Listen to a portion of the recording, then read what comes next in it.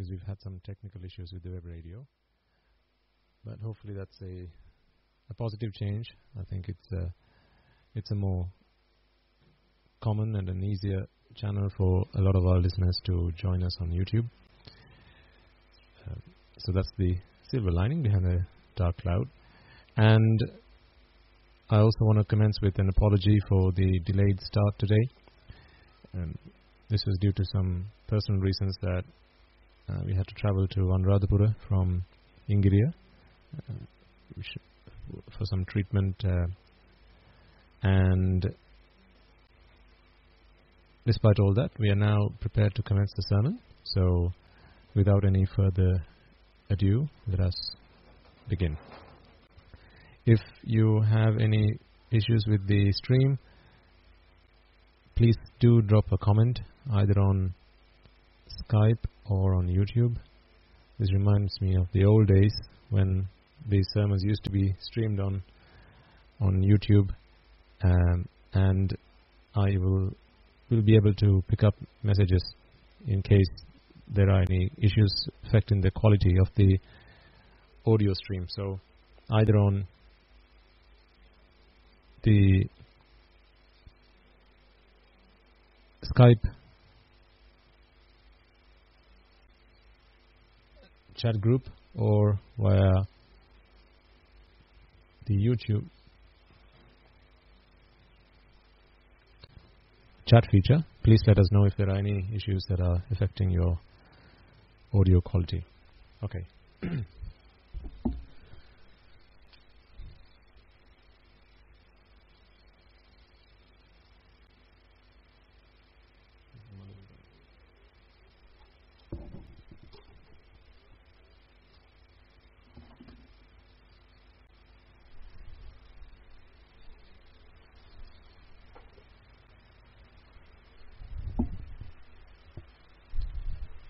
So as always then, before we commence, let us remind ourselves that it is the Lord Buddha's Dhamma that we have this privilege of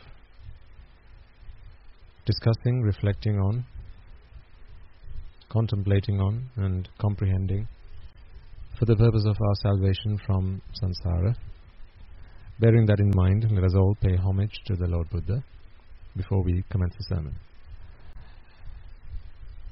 Namo tassa bhagavato arahato samma sambuddhassa. Namo tassa bhagavato arahato samma sambuddhassa. Namo tassa bhagavato arahato samma sambuddhassa.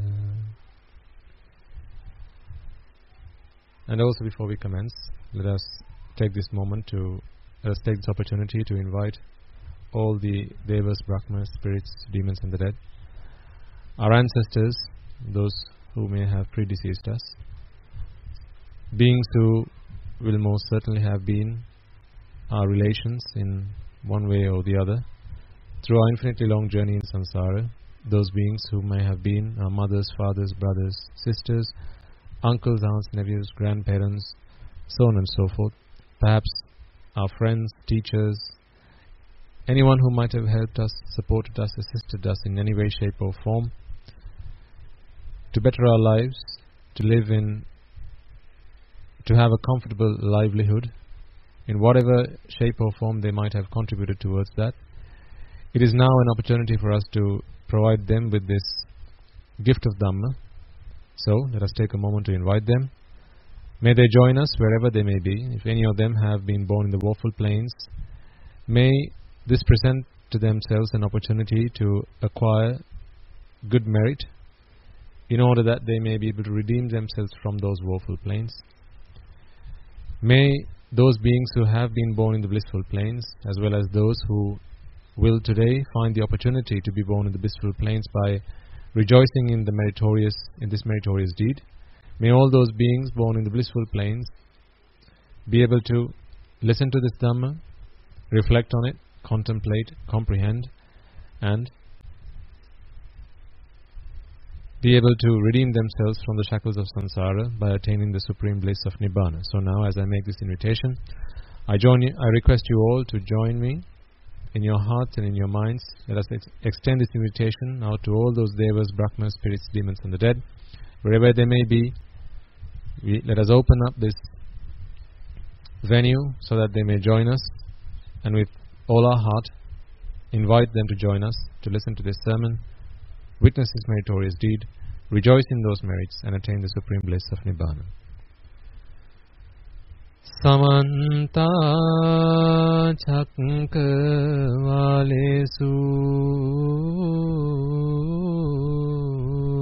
Atra Gachantu Devata Sadhammam Munirajasansa Sunantu Sagga Mokkadang Dhamma Savana Kalo Ayang Bhadanta Dhamma Savana Kalo Ayang Bhadanta Dhamma Savana Kalo Ayang Bhadanta.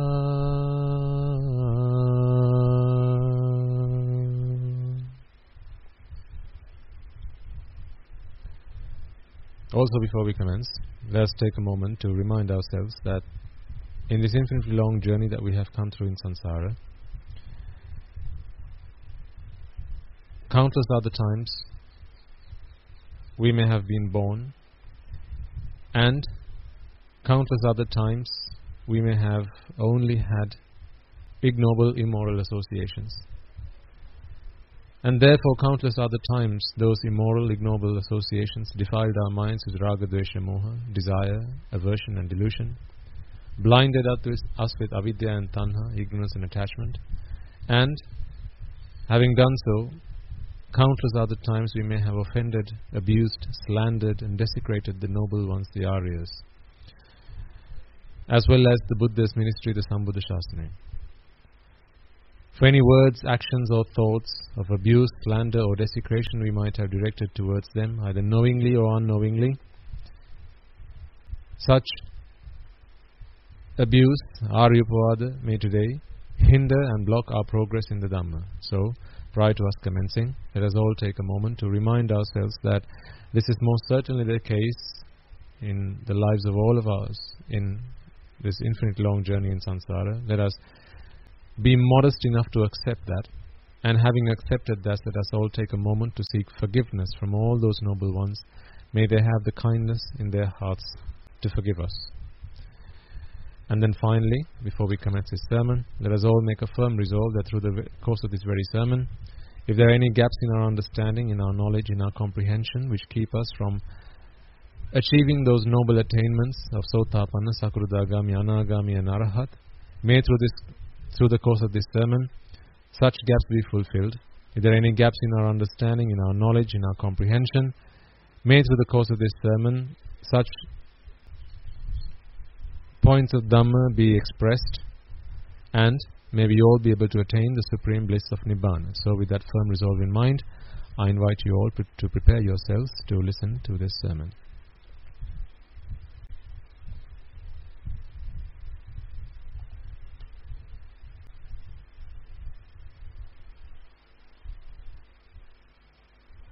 Okay.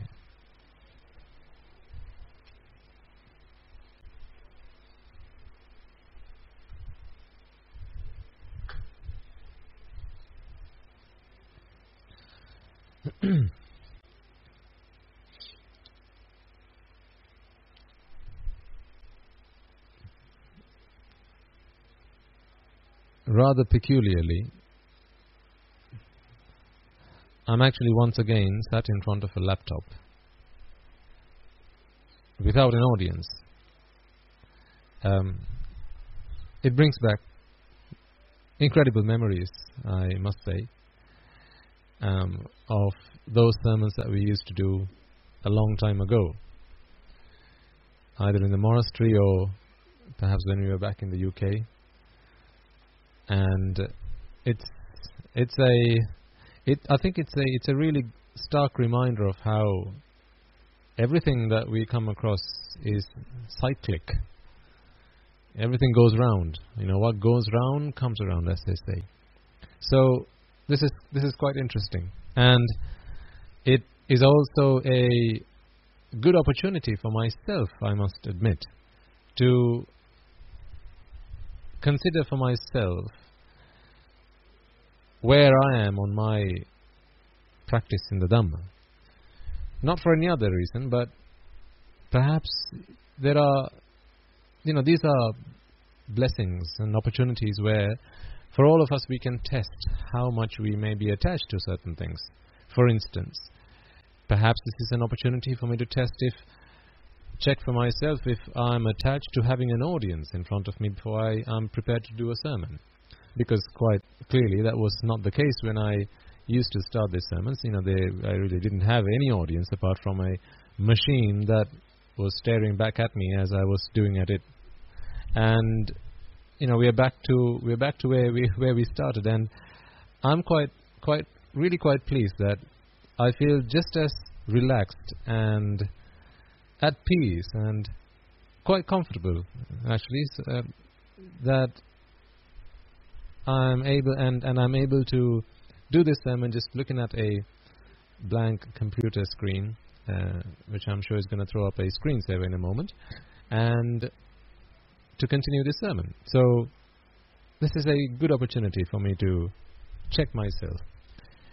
And I suppose it is also a good opportunity for you, if, for instance, you have been accustomed to coming along to the monastery. I know there's a large population out there who join these sermons online, but there's also a good number that come along to the monastery and join these sermons. And, of course, the opportunity you get when you are at the monastery is that clearly when you listen to a sermon, your attention is absolutely fundamental to how well you absorb what you're listening to, because it's not just enough for your ears to pick up sounds or noise. No understanding of the Dhamma can be acquired by doing that. You have to listen, not just hear. I think in the past we've discussed the difference between the two. Your organs, that your ears can do all the hearing, but it's your mind that has to do the listening. And usually when there's lots of things going on in the background or in the foreground, it's difficult to pay attention, particularly if those events are not contributing to what it is you're trying to pay attention to. So when you're at the monastery, of course, you've got the Swami Maharaj sat in front with his winnowing fan in his left hand, and the sermon begins, and every word he says you are able to catch glance of, and that is how the sermon continues. But today it's a different scenario, and so it's a good opportunity for you also as well to, I suppose, check how much you are subject to interruptions. Because ultimately, the purpose of us trying to walk this path, or actually walk in this path, is to free ourselves of vexation. This is the core of what we discuss all the time. It's to free ourselves of the vexation that our minds experience constantly and incessantly. The vexation that we are able to experience when a sight catches our eyes, or a sound catches our ears, or a smell catches our nose, or a tongue, or a taste our tongue, and physical sensation our bodies. Because when these interrupts come from the outside world, so interrupt is a term that is used a lot in technology or in computing, and that being my background to some extent, and I think you will be familiar with that as well. So it's when an input or an interrupt comes from the outside world, and you have your sense organs prepared always to pick them up, and they do not discriminate. Your eyes never discriminate. Your ears don't discriminate. In other words, it doesn't pick good from bad, your eyes or ears, your nose, your tongue, because, how do we know that? Well, if our sense organs did discriminate, then you'd really not have a problem. You would never see a sight that you didn't like to see, or you'd never hear anything that you didn't want to hear. You'd never taste anything that went foul. There wouldn't be any foul milk or food that's gone bad or a bad smell. None of that would really exist in this world, because they wouldn't come into your world if your sense organs discriminated. So we do know then that our sense organs don't discriminate. The culprit that does discriminate, or that is responsible for this discrimination, is really the mind. And this mind that is bereft with avidya and tanha, ignorance and attachment. Because we are attached to X, we reject Y. It's really as simple as that. The reason we reject certain things is because we are attached to others. So today that you have this opportunity where you do not have sights that are contributory to what's coming into your ears, because usually when you're sat down for a sermon, you see the Swamin Wahanse delivering the sermon, and the body language and everything matches up with what's coming in through your ears. But today you don't have that chance, and so what you're looking at right now, at this very moment, could be something very disconnected from what's coming in through your ears. And I can guarantee there'll be some among you who are playing games on your phones right now. Yes, I can read minds now. No, actually I can't. I just know how people behave and what habits people generally have, because I used to be like that. So there'll be others among you who are probably browsing YouTube, other channels on YouTube while you're listening to this. There'll probably be others who are just browsing on the internet, just seeing what's going on while your ears are doing the listening. But I would suggest and I would advise quite strongly that you refrain from doing that if at all possible, because that's not going to be very helpful. Your mind can never multitask, no matter what people say, because what we know is that a mind can only touch, a mind can only grasp one mind object, aramuna, one mind object at any given time. So if your eyes are looking at a particular side, then really your ears aren't listening to anything at that very moment.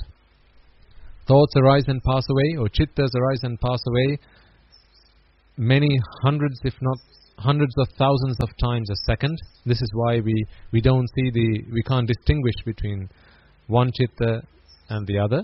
But this is the reality.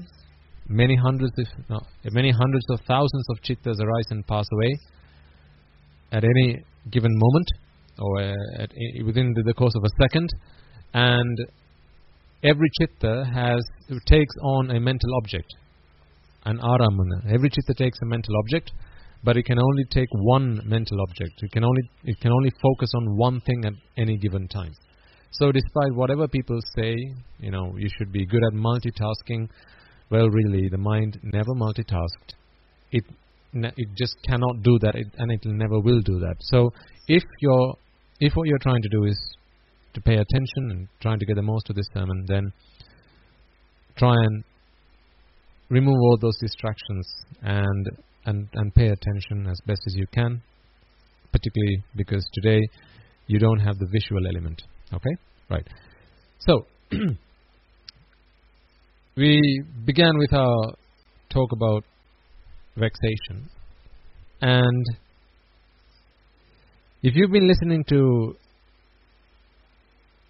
the sermons that we've been doing for some time now, over the last weeks, months, perhaps approaching a year or perhaps longer, then you'll know that I think in perhaps a week or two ago I asked you all what does Nibbana mean to you, and you all had various responses to that. And as I think I put forward my very simplistic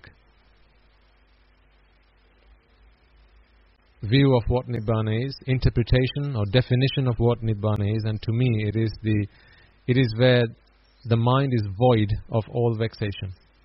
Simple as that. We can describe Nibbana as being ragakke, dveshakke, mohakke. In other words, the extinguishing of raga, dvesha, moha, desire, aversion and delusion. In other words, it's where the mind, it's a state of mind where there is simply no vexation. And when the Buddha, in the Buddha's time, and if you also have had any opportunity to study the texts, the Tripitaka, the three canons, which contains all the scriptures of the Buddha's teaching, if you haven't already, then I would urge you to do so, at least just to get an idea of what it is I mean when I say the Tripitaka. Contains of 57 books. That's 57 volumes, which is a lot of Dhamma. And I'm not suggesting you all go and read all of it, but it's good to know what scriptures we use as Buddhists in our study of Buddhist philosophy. There are lots of sermons, or rather lots of discourses, lots of sutras in these books. The Tripitaka is mainly contains it's made up of three sections: Vinaya, which is discipline, or the code of discipline, and which is mainly for Buddhist disciples or those who have gone forth, so bhikkhus and bhikkhunis. Then there's sutra, or discourses given to general audiences, and then there's Abhidhamma, which is the profound Dhamma, the profound teaching of the Dhamma, which doesn't mean that it's the Abhidhamma you should all now go and start reading. That's absolutely not what I'm implying. But the Abhidhamma is like the laboratory of Buddhist philosophy. It's where you go to check if something doesn't look right, or it's where you go to calibrate your understanding. It's not bedtime reading for I really wouldn't say that it is, but I know there will be listeners among you who will take time to study the Abhidhamma Pitaka. I used to some time ago, but not so much. These days, most of my time I spend whenever I read the Tripitaka on the Sutra Pitaka, which contains the discourses. So anyway, these three collections are made up of 57 volumes, 57 books in total, and that's a lot of Dhamma. Now, the total number of discourses contained within these three sets, or these three collections, amounts to 84,000. That's 84 and 3 zeros. 84,000 discourses delivered to bhikkhus, bhikkhunis, upasakas and upasikas. So, when we look at this number 84,000, and we call this the Dhammaskandha, the aggregate, the totality, the total aggregate of the Buddha's dispensation. Why did the Buddha deliver so many discourses? One might begin to wonder.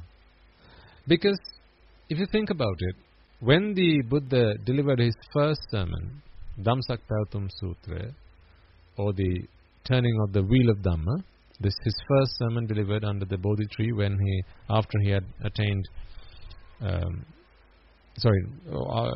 he had visited the five ascetics in the deer forest, Jetavana, or rather the deer monastery, not Jetavana, the deer monastery. At that point in time, this is the Buddha's first sermon. This is Isipatana Rama, and he delivers his first sermon. And in his first sermon, think about this: a Buddha who has taken a long time in the making, many incalculable, or rather 4 incalculable eons, and 100,000 eons on top. 4 incalculable eons, which is an eon that cannot be counted in a number. You cannot give a number to how long an incalculable eon is. That's why it's called incalculable. 4 incalculable eons, and then 100,000 eons on top of that. So that's how long a Buddha or a Bodhisattva fulfills his perfections, the paramitas, in his quest to become a supreme Buddha. So think about that. Having spent so much time in samsara, trying to achieve this supreme enlightenment, the pinnacle of all achievements, all success, all happiness, the supreme bliss. This is the pinnacle. You can't go any beyond this. In terms of understanding, in terms of knowledge, in terms of wisdom, there's no further step on this path. This is the ultimate. So having attained that after such a long time, he chooses to deliver this one sermon, which really, the reason that he chooses this sermon with no invitation, this is with no invitation. Remember, when he approached the ascetics, they weren't really prepared to listen to the Buddha. He, in fact, had to convince them that I have now attained Buddhahood. Because initially, when he approached these 5 ascetics, all they were prepared to do was offer him a seat. And also, this is also because, in fact, the only reason they were prepared to do this was because he ascended from a royal, he had a royal descent. And this is why they were prepared to do that. But other than that, all they saw was someone who had failed on his quest, because, of course, the Buddha or the Bodhisattva abandoned the 5 ascetics. Perhaps it was the other way around. When the Bodhisattva decided this is not extreme self-mortification, is not the path to liberation, and so, of course, the 5 ascetics abandoned him. And so, when they met again during this re-encounter, the 5 ascetics were not prepared to accept the Buddha as a teacher of the philosophy or someone who had attained anything of anything substantial, and they weren't really prepared to listen to him.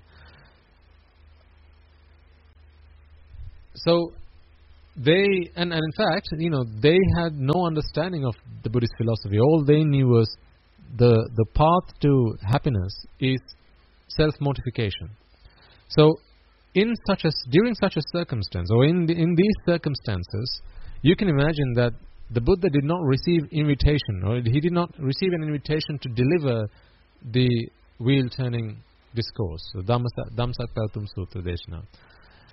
He didn't receive an invitation to do this, that particular sermon anyway. So the Buddha chose himself that this is the sermon I'm going to deliver, because it's the ultimate truths that everyone needs to understand. These are the ultimate truths, because you have to have achieved ultimate happiness, ultimate bliss, ultimate perfection of knowledge and wisdom to be able to deliver a discourse of this nature.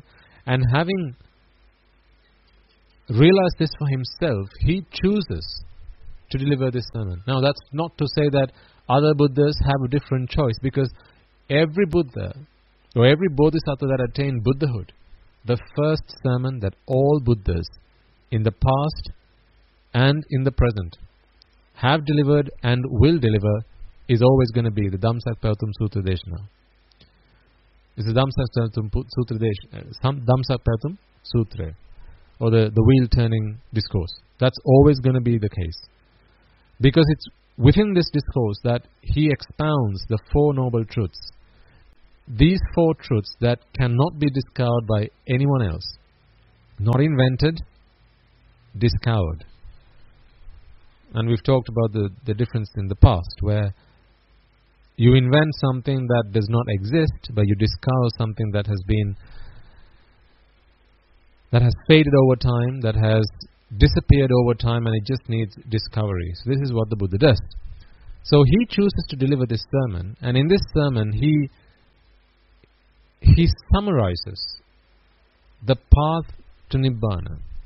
He summarizes the course, or he summarizes the 4 noble truths. He summarizes the crux of his teaching, and his entire philosophy he delivers within this discourse. So one might question then, quite reasonably, why didn't the Buddha just deliver the same sermon every time he met somebody? Why did he choose to, having delivered the Pavatum Sutra discourse, why did he go on to do the Anatta Lakkana discourse? Why that? And then why did he go on to deliver Aditya Pariyaya discourse and various other discourses? Why 84,000? Why did he even bother with Abhidhamma? Questions that people might have. Of course, the Vinaya, the discipline, that can be easily considered to be something that would have been fundamental when you establish the Mahasangha. When you establish the Sangha, the Shasana, then you need a code of conduct for men and women who have ordained to behave in that. But then the Sutta collection and the Abhidhamma collection, why all this? A question one might have. And the reason for 84,000 different discourses, different teachings, which are really, although I say different, ultimately they all have the essence of Nibbana within them, so that is a similarity. But the difference here being the exact words are different. The similes and metaphors that he uses, examples that he uses, are different to each other. The people that he speaks to, some of them are humans, others Brahmas, others Devas. So clearly there are differences in all this. Otherwise, you could have just had copy-paste, and that would be the Tripitaka. Copy-paste 84,000 times. Clearly that's not the case. Each discourse is different to the other. They're all unique. So why so many? Well, the reason for that is the Buddha realizes that people have different mindsets.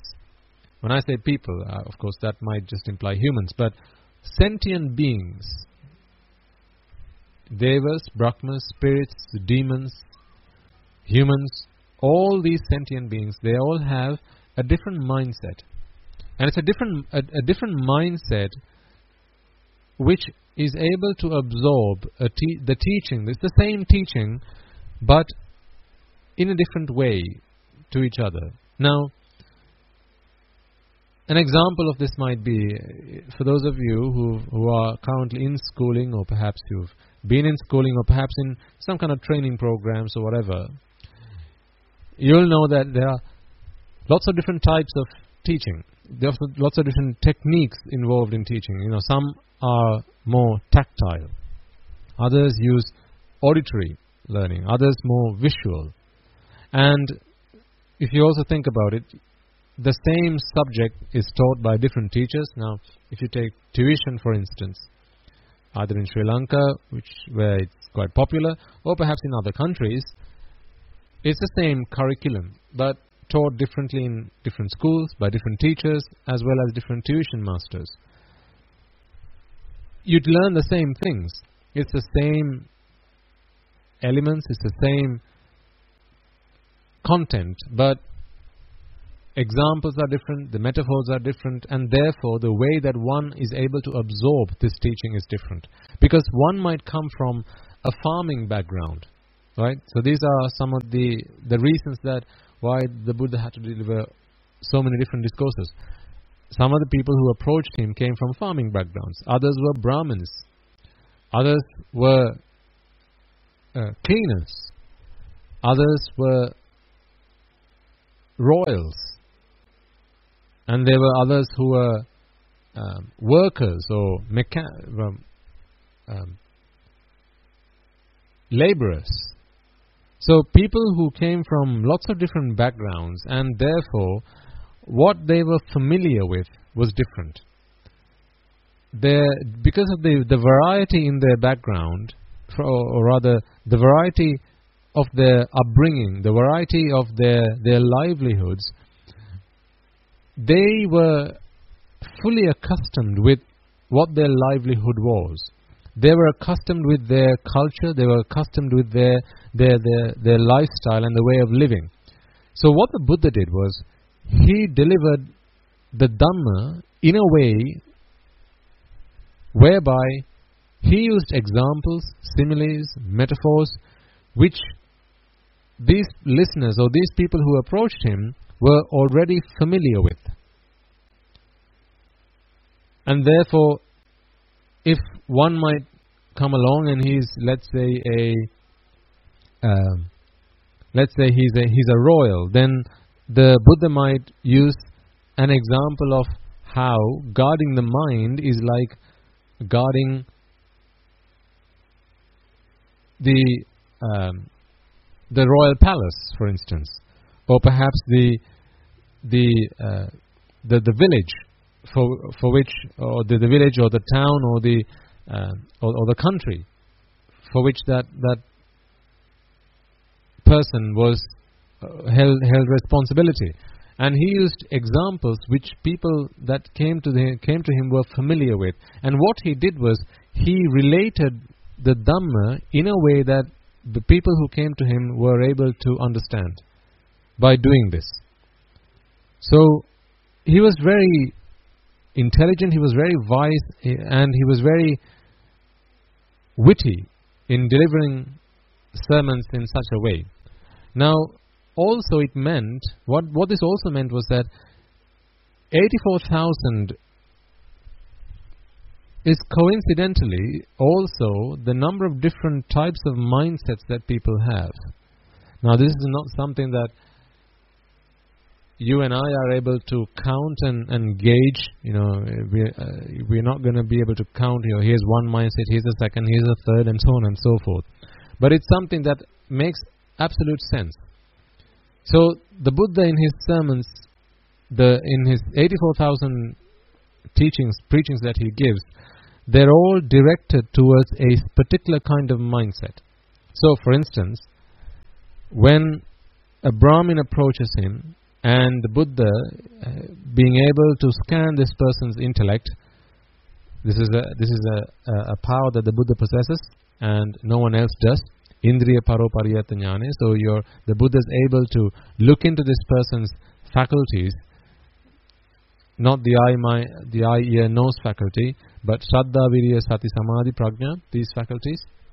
So he's able to scan this person's faculties, and he's able to gauge what is this person's intellect, what is his capacity, his or her capability, and then deliver a sermon that meets exactly that person's requirement.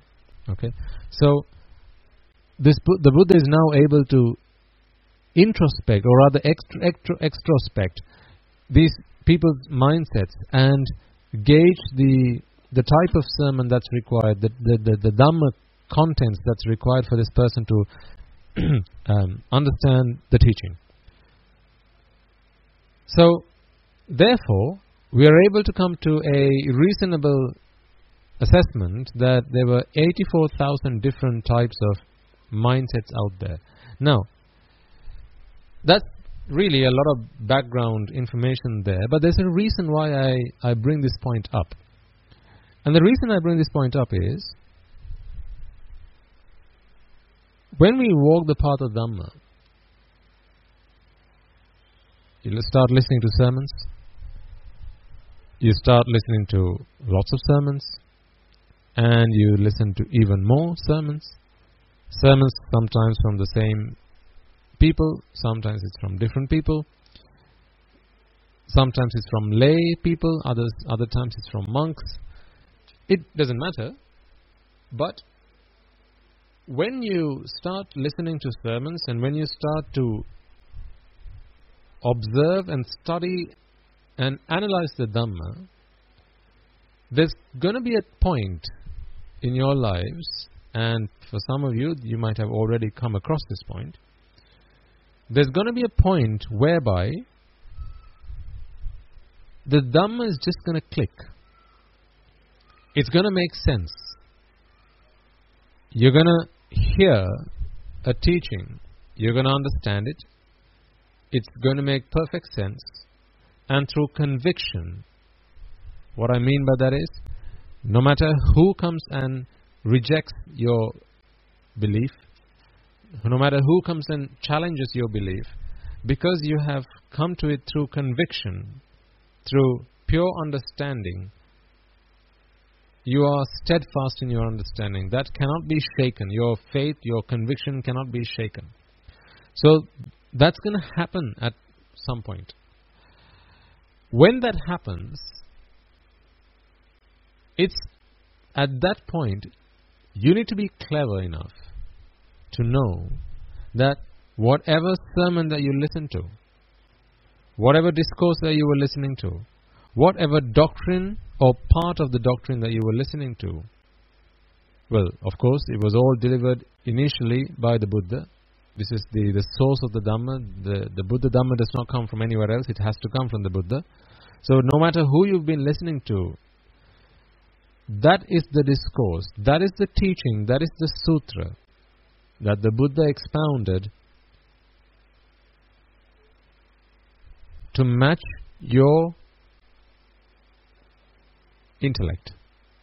That is the discourse, that is the doctrine, that is the teaching that the Buddha delivered to match your capability, your capacity, your personality, your background, the discourse that's going to help you get through samsara or get across samsara. It's really important that you realize this, because a lot of people sometimes come really close. They come across a teaching that makes sense, that they understand, but sometimes perhaps not convinced yet. As in, perhaps not having attained Sotapanna yet, so not the Phala, but the Marga. So the path, but not the fruit. There may be a time where they have come so close to the path, but not quite cut it yet. When they reach this point, the Dhamma is going to become really clear. What they're listening to is going to make a lot of sense. Of course, there may be bits and pieces that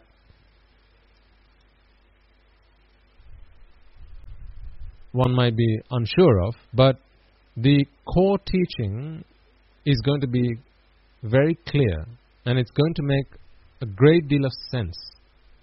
And you're going to be able to see how, when one follows that teaching, they're able to attain Nibbana. So, my advice is, if you have come across that point in your life where a particular teaching, not necessarily a teacher, but a particular teaching, the doctrine, you've come across, or it could be a sutra, it could be a particular discourse that you've listened to, when you have gone through that learning experience, if you're able to see with conviction that this is going to lead me to Nibbana, I would suggest that at that point, you stop searching for more Dhamma. You stop searching for a path to Nibbana, because, well, you've just found your path to Nibbana. If the Buddha delivered 84,000 suttas and they were all directed towards 84,000 mindsets, well, you've just hit potluck. You've just come across that discourse, that teaching, that doctrine, that presentation of the philosophy, which made sense to you and through which you are able to see the path, the liberation, in fact the Four Noble Truths. It's all going to make sense at that point. And when that happens, it's time to stop searching for another path. It's time to stop searching for more Dhamma or for more paths that get you to where you want to be, which is Nibbana. It's akin to, if I were to offer a simile, imagine we're all trying to bathe in a river, and to get into this river, there are 84,000. Well, let's say a handful. Okay, a handful of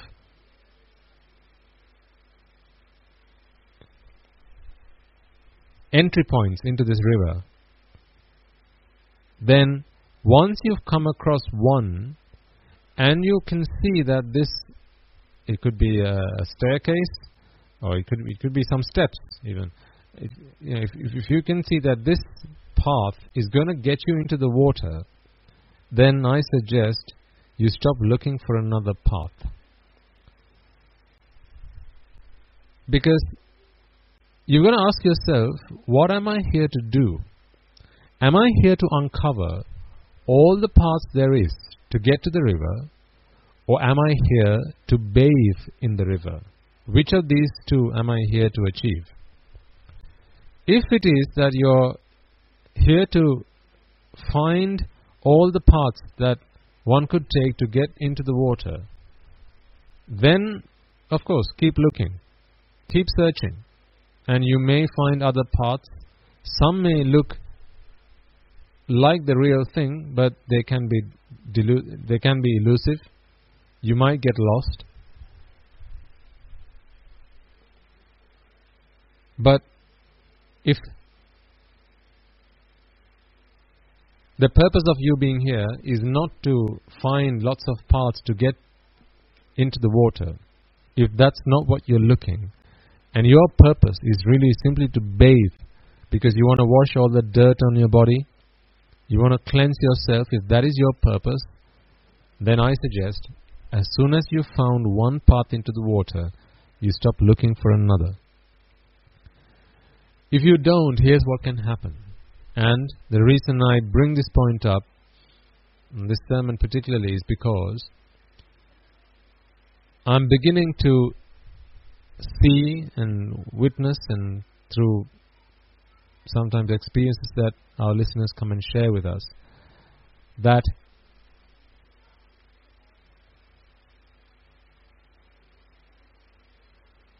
a lot of people, although they come across, although they have come so close to the path, and it's looking like this may be a potential path, although they have come so close to a path, because there's this mental vexation. Remember, the mind is always wanting to know, wanting to take in sensations and wanting to know about them. Sensation and recognition or identification. The mind is always wanting to do this, Vedana and Sanya. So the mind is always curious. The mind is always so inquisitive. Because the mind is so inquisitive, because the mind is so curious, even after it has come across one path which is clearly going to take them into the water, but still it's not 100%, because otherwise then you will have become a Sotapa. And I'm talking about someone who's so close to the path, so close, it's looking like this is a potential path, but what they choose to do at that point is not proceed on that potential path. They just try to, they make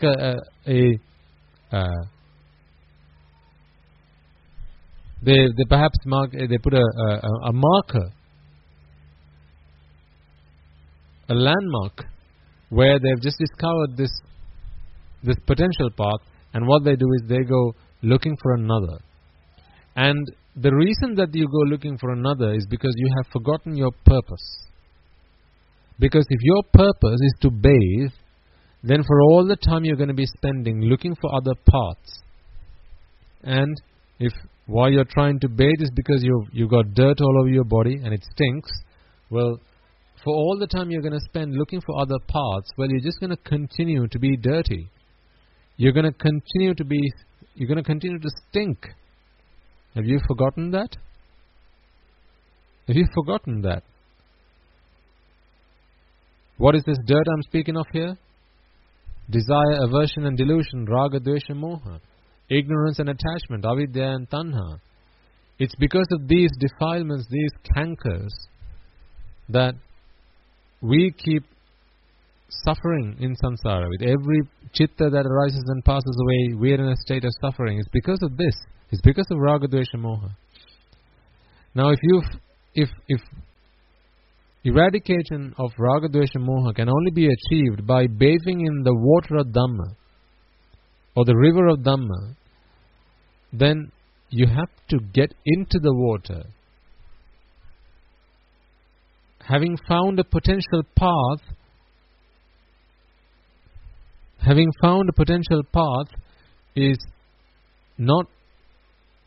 has not done anything to rid yourself of suffering, because you've only just found a potential path, and that path hasn't become clear just yet. You haven't accepted it through conviction, because it can't be a potential path where you're seeing wild bushes all over the place. It just looks like a potential path, and you're thinking, just maybe this might lead me to where I want to go. But you haven't bothered to start walking the path yet. You haven't bothered to enter the path yet. So if you haven't entered the path yet, but by looking at there's all the indications that this may be a potential path, because you have listened to a Kalyana Mitra, a Satpurusha, who says, this is what a path might look like. It has to be in this direction compared to the river. So, having paid attention to what this Kalyana Mitra is saying, you are making an educated guess that this may be a path, a potential path, but hey, you haven't started walking the path yet, and you're not in the water yet, and therefore all that dirt is still all over you. And guess what? You still stink. So, even after you've come across that potential path, if you keep looking for more paths to get into the water, then what's going to happen is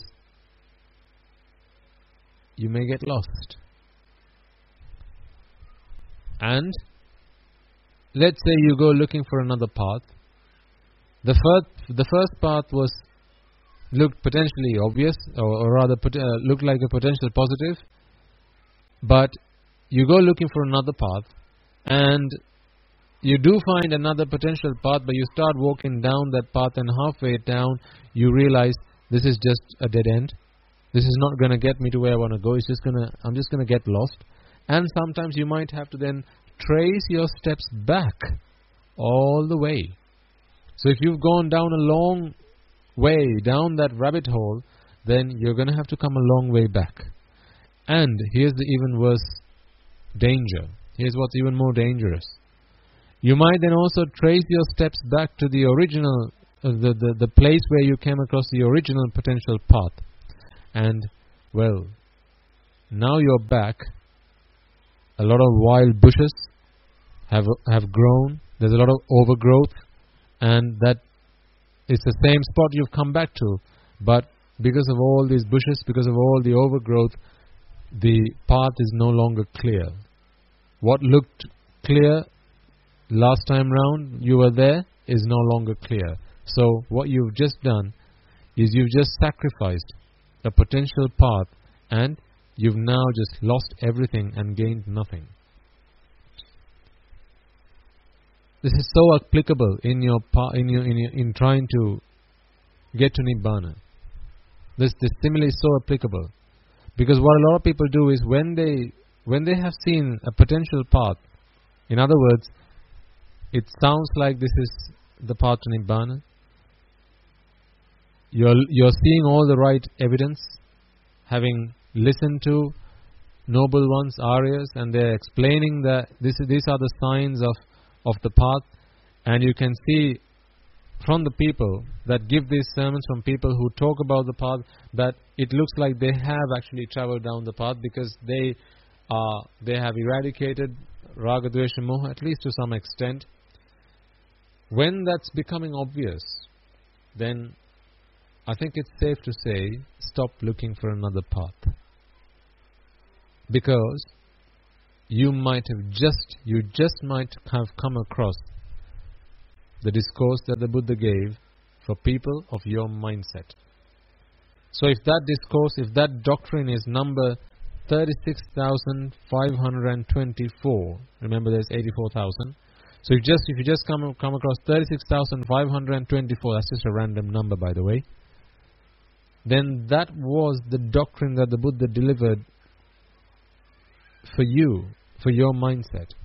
36,524. 36,525 is not going to do it for you. Is not going to cut it for you. So do you not realize that you just wasted your time looking for another path then? Until it becomes clear, of course, keep looking.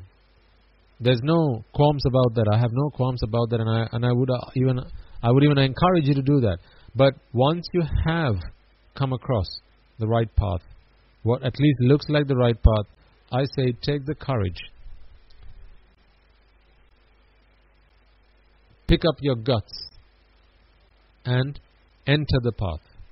Once you've entered the path, then it's going to look so clear. Because initially you perhaps couldn't see the wood for the trees. But once you've entered the path, you're going to start seeing footsteps. Footsteps of people who went down that path, and there are not going to be any footsteps in the opposite direction. Because it's a one-way street. It's a one-way road. Once you start going down that path, and what do I mean by the path? The Noble Eightfold Path. Once you've started going down that path, no one ever comes back from that path. It's one way because it only leads you to the river. But the danger with going looking for other paths is they may look like the real thing. I'm talking about once you've already found a potential one. Okay. If you go looking for another, they may look like the real thing, but you might get lost. Also look for footsteps in the opposite direction, because that's a telltale sign. People before you have tried going down that path, but they've also treaded their steps back. What do I mean by that? How do we relate that to the Dhamma? People who sometimes in some sermons you might hear people talk about their beliefs or what they believe is the true doctrine, but sometime down the line they say, well, that what we spoke about earlier on, that's not really the true Buddhist philosophy, it's something else, so it's time we change that. Or they might say,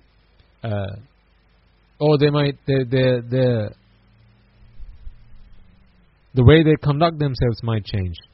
For instance, they may look very docile, they may look very calm and collected, or they might even conduct themselves likewise. And this could be both lay and clergy. And I would suggest you do that evaluation with myself to begin with, as in with me. If you listen to these sermons, then you have every right to observe and come to your own conclusions. But just make sure you don't jump to conclusions at any point, because you might be making the wrong conclusion. But be observant all the time. And when you're observant, you will pay attention. And then you can check for yourself, this monk who's talking about Nibbana, how does he conduct himself? Is his conduct congruent? Is it compatible with what he preaches? Because you have to be yathavadi tathakari. Tathakari yathavadi. This is the Buddha's teaching. You have to do as you say, and you have to say what you do. So you can't cover up. You can't do something different to what it is you preach. In other words, practice what you preach. So be observant, and in summary, what I would say is, with regards to that point, make sure that when you have come across a potential path, I only use the word potential until you have entered the path, and once you've entered the path and you have achieved the state of Sotapanna, now you don't need to take it by faith, because it becomes conviction. It's no longer an educated guess. You will know it like the back of your palm. It will become crystal clear.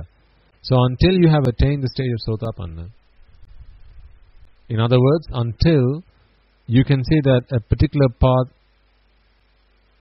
has the Four Noble Truths clearly within the doctrine, and you are able to see yourself walking that path and ultimately leading to Ragake, Dveshake, Mohake, or the cessation of all mental vexations.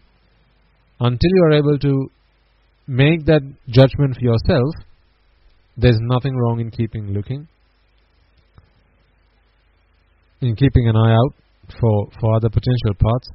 But what I would suggest is, once you've found a potential path, if it looks like the real thing, then walk down that path first. Try it out before you keep a landmark and go and try out other paths, because otherwise you're just wasting your time most of the time. Okay, so that's some general advice to a lot of our listeners who come and speak to us also after sermons, and sometimes visit us at the monastery, and sometimes even drop messages through our social media channels. They question, how do I know when I've come to the right place? When do I have to keep looking? Do I have to continue to keep looking? The thing is, our lives are so short. We don't know when our clocks are gonna do its last tick. So when it becomes at least semi-obvious that a path has been discovered, then we shouldn't waste any more time, because time is not really on our side. That's the problem. We don't know when. It's not really a matter of if, as we know by now. It's a matter of when. So we can't really roll the dice when it comes to what am I going to do with my time. It has to be every single time, something that leads you to Nibbana. So, in fact, going back to, I think, what I asked you to do last week, or rather something we discussed last week, where a lot of people say, we don't have the time to attain Nibbana, life is just too busy, I can only do it if I come to the monastery, I can only do it if I ordain one day. If you remember, the suggestion I gave you, the advice I gave you last week was, the cause of all suffering is attachment. It would be great if you could come to the monastery leaving your attachment at home. Then, by all means, come to the monastery. It would be great if you could come and ordain, but leave attachment at home. So the moment you renunciate, the moment you leave home, you put that last step out the door. If you are able to leave ignorance and attachment at home, then by all means come and ordain. By all means come and become a monk or a nun. And by all means come to the monastery and look for residence. But there are others among you who really don't always have that opportunity. And this is why I say, Nibbana is not in the robe. It's not at the monastery. We don't sell Nibbana at the monastery, because it's not something that can be sold. You can't write a check out to me and I can't give you Nibbana as such. It is an understanding, it's a comprehension. And that comprehension has to come from within. Within the mind it has to arise. I can't do it for you. It has to happen for each of you individually. It has to happen for each and every one of you, for yourself. So if it's a wholly mental transformation, then what is the haste in trying to make a physical transformation beforehand? It's the mental transformation that is important here. It's not the physical transformation. So that mental transformation, let that precede the physical transformation. When you have duties and responsibilities that have to be attended to, then let it be. just do them. Just attend to them. I wouldn't say take upon yourself new responsibilities and duties. If you have the freedom, then by all means grab it by its horns. Chances are you're not going to get that opportunity again in your life, not for a very long time at least. But if you do have such duties and responsibilities, it could be to your friends, to your family, your elderly parents, or your grandparents, or it could be to your children. If that is the case, then what is really, really, really important to understand is Nibbana is a mental transformation. When you come to the monastery, when you ordain, no mental transformation happens at the flick of your fingers. That doesn't happen. If that were the case, then I'd be an arahant by now. And I'm clearly not. So that transformation happens. We don't know when, but it will absolutely happen for one who's in the Dhamma. But that transformation can happen anywhere for as long as you have your mind. And what is the only place you have your mind? Is that when you come to the temple? Is that when you go to work? Is that only when you're at school? No, of course not. You have your mind 24/7, 365 days a year. For every moment you're alive and breathing, let's discard the time that you're asleep. For every other, not that the mind's not there at that time, but at least you can't make any conscious decisions at that time. So for every moment you're alive and kicking, for every moment you're awake, you have a working conscience through which you can go through that mental transformation. What's important is you find the time to do that within your own circumstances, the situations that you find yourself in. All objects, events and people, as we know by now, are vexatious, which means subject to vexation, have the capability to vex you. That's what vexatious means. It's the adjective of vexation.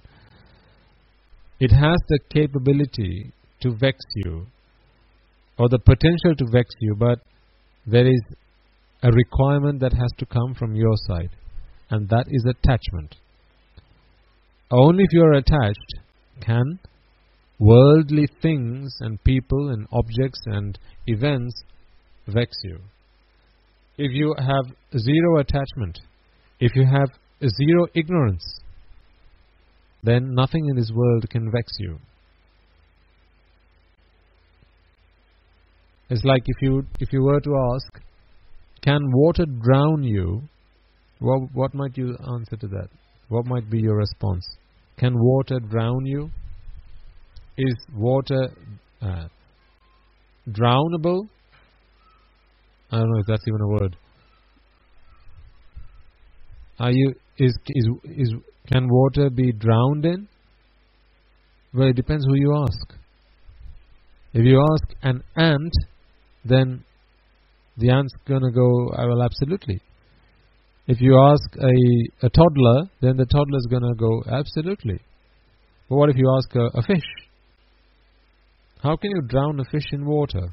You can't drown a fish in water. That's its natural habitat.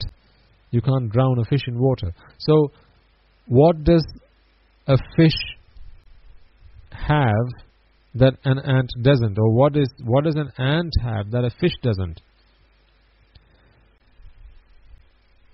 A fish has gills. In other words, an ant doesn't have gills. And when an ant doesn't have gills which allow one to breathe in water without any other apparatus, then once you're thrown into the water, well, you're going to suffocate. You're going to drown and die. But fish have gills. So therefore, to them, if you ask a fish the question, does water drown?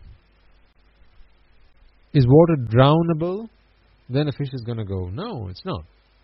There's nothing wrong with water. Water is pretty safe.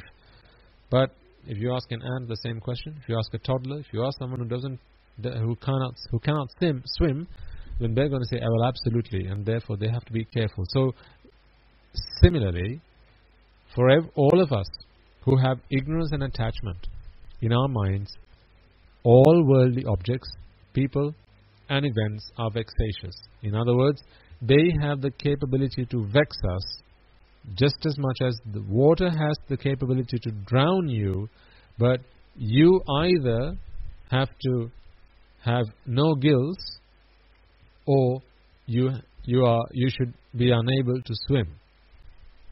Provided that you have these characteristics, then water can drown you, or you can drown in water. And likewise, provided you have the characteristics of avidya and tanha, ignorance and attachment, then you will vex. You will be subject to vexation. And therefore, all worldly objects are vexatious. But remove ignorance and attachment from the mindset of a person, then the world is no longer vexatious. The world can no longer vex you, would be the better way to put it. So that is what we are trying to do, to remove ignorance and attachment from our minds. Now, as I say, to me, Nibbana is a state of mind where there is zero vexation. How do we know when we are vexed? How do we know there is vexation right now in our minds? Well, what if you went blind at the count of 3? I go 3, or 1, 2, 3. At the count of 3, what if you went blind?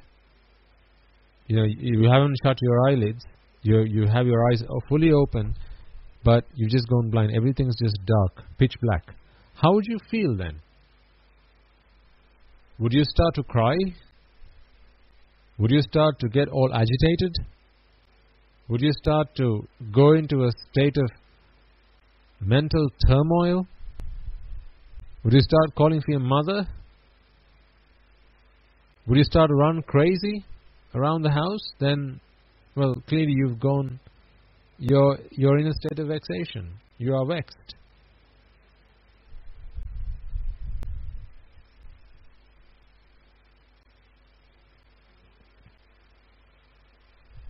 These are symptoms of vexation.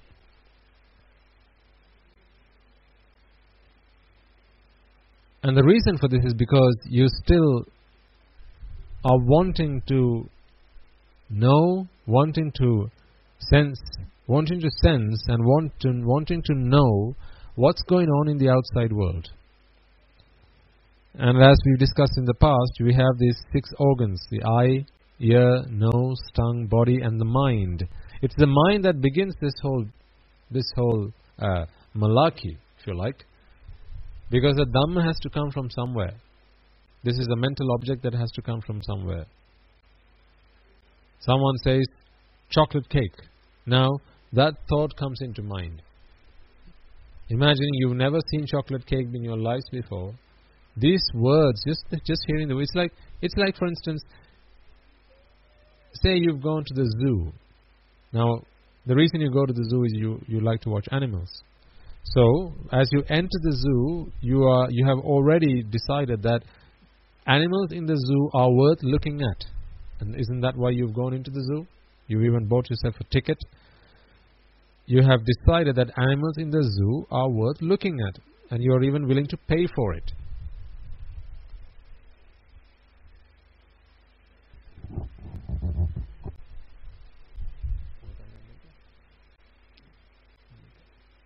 You're even willing to pay for it. This is why you've gone into the zoo, right? You walked into the zoo. So, when you walked into the zoo, and let's say you're walking down one of the roads or the aisles, if you like, and you stop in front of a cage in which there are some animals you've never seen before. Remember, you walked into the zoo thinking that these animals are worth looking at, they're worth observing, and actually, given the opportunity, you would even touch them. You can't tell me you've never been to a zoo and wondered, can I touch them? can I touch these animals? And some zoos even allow you to do that, don't they? And even sometimes farms, you can go and you can pet farm animals. So likewise, in some zoos, you're allowed to pet animals, pet them on their head, or pat them even if you like, right? So when you walk into the zoo, already having decided, based on someone's instruction, that going to the zoo is worthwhile. This is how, otherwise, did any one of us come into this world wanting to go to a zoo? No, because we all just came from one, right? So, none of us came into this world wanting to go back into one, but through our associations, our friends, our family, our grandparents, whoever, they said, Puta, you should go and let's go to the zoo. A friend says, hey dude, let's go to the zoo. And you ask, what's a zoo? Oh, that's where they cage these animals. And it's really interesting. You should go to the zoo. There are lots of different types of animals, and it's a really nice thing to do in your leisure time. So now, even before you go walk into the zoo, you're vexing. Because, well, you've never been into the zoo before, but in your mind, someone's already planted this seed that animals in the zoo are worth looking at. A visit to the zoo is absolutely worth it. By the way, I'm not selling a trip to the zoo here, okay? I'm just saying this is how people sell this idea to us.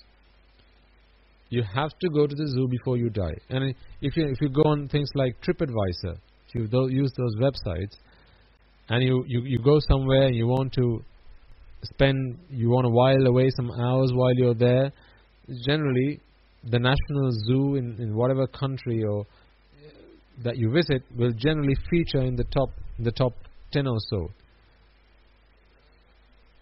points of interest. And so generally that's somewhere you find yourself going. So when you read those reviews on TripAdvisor, they'll say, oh, this is a really good zoo, you have to go watch this. You have to go watch these animals, you have to go look at these animals perform all these miraculous tricks, and it's such a fun place to go. It's well worth a visit for young families, and couples can go there, and children have to be taken there, and all sorts.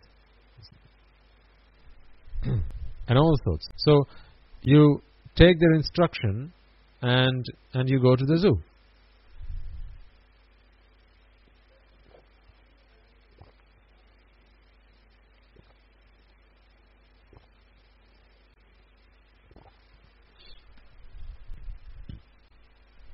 Excuse me. So when you walk into the zoo, you've already made your mind up, these animals are worth looking at, right? So when you walk into the zoo, then you're walking in front of a cage in which there's some animals. You've never seen them before. You know what question comes to mind next. This is no secret because we've all been there, haven't we?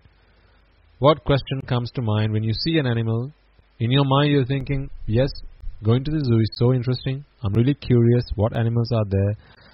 What do those animals look like? Are they beautiful? Are they spectacular? So, excuse me.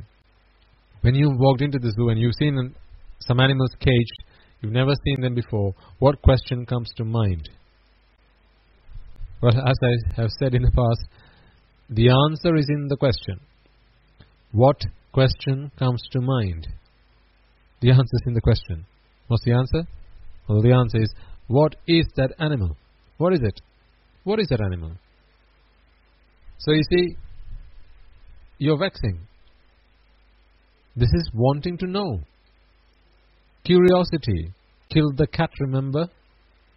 Well, guess what's killing you then? Curiosity killed the cat and is doing the same to us all over again. In our curiosity, in our inquisitiveness, wanting to know what's going on in the outside world, because, remember, we are bereft with ignorance. And what does ignorance always tell us? That pleasure exists in the outside world. Pleasure exists in the sights, sounds, smells, tastes, and touch that we come across. So, if pleasure exists, as we are, in accordance to our our perspective, we have just taken on board this belief that pleasure does exist in sight, sound, smell, taste and touch. And if that is the case, then surely pleasure has to exist in the sight that I've just seen when I'm at the zoo. So I'm looking at an animal. I've never seen it before. And I want to know what it's called. That could be one scenario. Or the other is, sometimes, and this has happened to me quite often, when I was just reminding myself of maybe just a few years ago, I used to like going to zoos, and sometimes, you know how you walk into where they have caged their reptiles, and the nature of these reptiles, like snakes and serpents, is they go and hide themselves, sometimes in the foliage or sometimes in bits of trunk of trees. They go and hide themselves, so they're not easy to spot. Right, I'm sure you'll have come across such instances. Sometimes small reptiles, they go and hide themselves, and you have to then look around the cage trying to find them. Where might they be? Right? So you're looking at the label, the nameplate fixed to the cage, and it's got a name of this animal, and sometimes it might even have a picture of it. Now you want to know, where is it? Or if it has a name only, you've now been able to give it a sanya, which is an ID. It's like giving it an ID card. You've just given this animal an ID card, but that's just a dhamma that's gone into the mind. Because now you know what it's called. You know what it's called. Let's say it's a king cobra. You know it's called a king cobra, but you've not seen one before in your life, so you want to know what it looks like. Therefore, you look around, you keep staring, scanning this cage, trying to find that king cobra. You know it's called what it's called. You know what it's called, but that's not enough. Because the moment you got to know what it's called, now all your five senses, eyes, ears, nose, and tongue and body, are now vexing to find out what might this animal look like, smell like, hopefully not taste like. You're probably going to get kicked out if you try and lick a king cobra in the zoo. And I would warn against doing that, because before you get kicked out, they're probably going to have to bring an ambulance. But you're going to at least want to know what it looks like. Maybe you want to know what it smells like. And also, if you are lucky, maybe you want to know what it feels like. This is why sometimes people go to snake dances. Have you ever been to a snake dancer where they blow this musical instrument like a flute, and the snake dances? And sometimes what these snake dances allow us to do is, when you pay them a small fee, they have a snake. Sometimes sometimes it's even as big as a python, and they put it around your neck just for entertainment. So again, you've seen what it looks like, but that wasn't enough. So what did you ask for? I'll pay you money if only you let it put me around my neck. And sometimes when it goes around the neck, you find that so disgusting. You feel the animal and you feel quite queasy about it as well. So you see, ultimately it wasn't the sparsha rupa, it wasn't the pottabha rupa, it wasn't the sensation, the physical sensation that you felt that brought you that pleasure, but it was simply wanting to know what it was like. Ever ridden a horse or a pony? I've had that experience where I saw someone ride a horse one time, and I thought, that must be fun. So what did I do? I went up to this man who had his horses, and then I paid her. I think I asked my parents to pay him some money so I could ride the horse. But as soon as I got on top of the animal, I realized that was not fun. That was so painful. I think it carried me around for less than a minute, by which time I decided this was not my cup of tea. I really wanted to get off the animal. But I was relieved of my vexation. Although I had a really sore bottom after the end of that experience. So, how can a really sore bottom relieve me from vexation? Here's the really interesting question for us all to think about, is it not? Here's a sore bottom and relief from vexation. How can the two of them even be uttered in the same sentence? A sore bottom and relief from vexation? That just cannot happen. So what really happened though was I wanted to know what it felt like. Therefore we paid to ride the horse. I got on top of the animal, and as soon as I was on top of the animal, and now I can sense all these vibrations as the animal's hopping along. I can feel those sensations going through my body, and it's really hurting my backside. So now I can feel those sensations, and they're bringing me torture. I did not enjoy that experience one bit, but I was relieved of my vexation. The vexation of wanting to know what that was going to feel like. This wanting to know, curiosity. Again, curiosity killed the cat. Google it if you've not come across that expression before. Curiosity killed the cat, right? And curiosity killed my backside that day. It really wasn't fun. I didn't enjoy that, but I was relieved of vexation, and that moment where I got to know what it felt like, that brought me sense of pleasure. But I suffered for a long time after that experience. But that moment where I got to know what it felt like, that wasn't a long moment. That was a very brief moment, perhaps 1 or 2 seconds, where I got to know what it felt like to sit on the animal. That was what I paid for. But I wasn't warned of the consequences that would come after that. I didn't know that you had to get used to it, and everyone goes through that experience the first time they do it. But I wasn't prepared to go take another shot at it. But I was relieved of my vexation. So clearly the reason I wasn't prepared to take another shot at it was because I was relieved of my vexation. My vexation of wanting to know what it felt like. So I didn't want to go and do it a second time, because I did not have that vexation a second time. Why? Because vexation is the process of an outcome, or the outcome of a process even, as we have discussed in the past. For me to have vexed what it was going to feel like, well, clearly I need to have mentally attached to wanting to know what it was going to feel like. I was so attached to it. I really, really, really wanted to know. And why was I attached to it? Because as we approached those stables, you could see boards all over the place. Come along and get a ride, and you could see a long queue of people standing to get a ride, and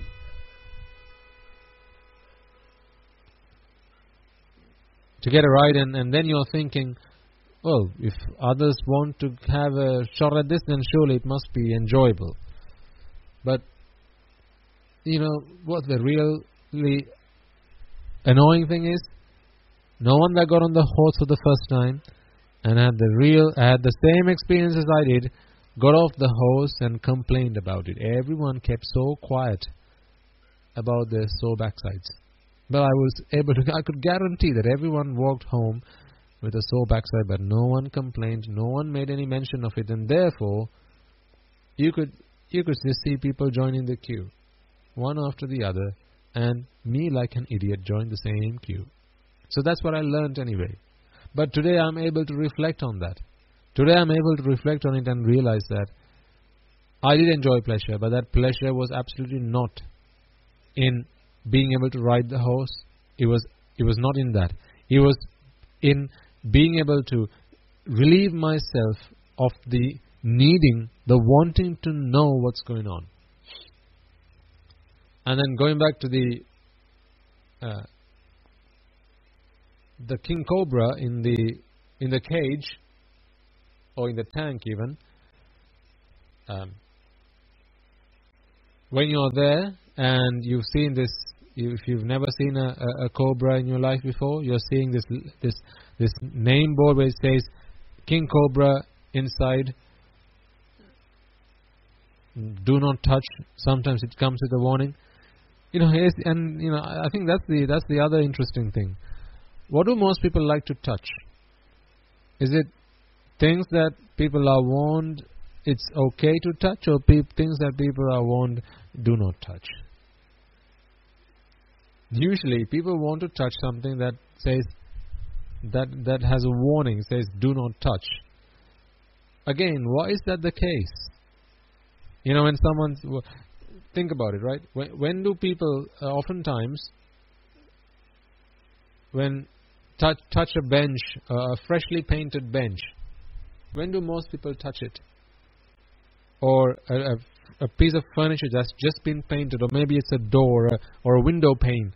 When do people mostly touch it? Yeah, you know it. When there's a sign next to it that says what? It says wet paint. Do not touch. What do people do? Touch it.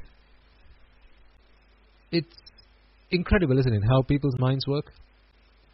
And the reason for that is, again, when there's a warning,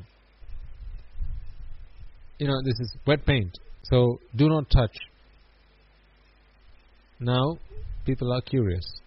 The human mind is curious now, because the mind wants to know, is it really still wet? Perhaps it's dry now. Let me find out. As soon as that question comes to mind, as soon as that wanting to know comes to mind, now the mind goes into vexation again. So when the mind's gone into vexation, what is the best way to relieve oneself of that vexation? Well, here's a mind that is ignorant. So what is an ignorant mind? What is the nature of an ignorant mind? The nature of an ignorant mind is pleasure comes from the outside world. If pleasure comes from the outside world, and the outside world can only come into my inside world through my eyes, ears, nose, tongue and body, when it says wet paint, then usually people like to sniff it, don't they? I'm sure some of you will have done it too.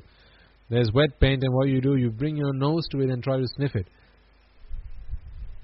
Well, you leave with a spot of paint on the tip of your nose when you just go too close to it. This is what happens. This is what happens when you don't listen, or when you don't read the instruction, when you're not prepared to accept the warning. Why? Because you are succumbed. You surrender to your mental desires. This is what happens. This is why we say you are a slave to your mind. Because now when the mind reads that sign, when your eyes read that sign, wet paint, do not touch, that transfers that signal to the mind, and now the mind's reading that and going, okay, wet paint, do not touch. But how do I know it's really wet paint? I think I ought to know that. Now the mind's in a state of vexation. Is it really wet? Although they say it is. Perhaps they put that sign up a good few hours ago, so surely it should be wet. It should be dry by now.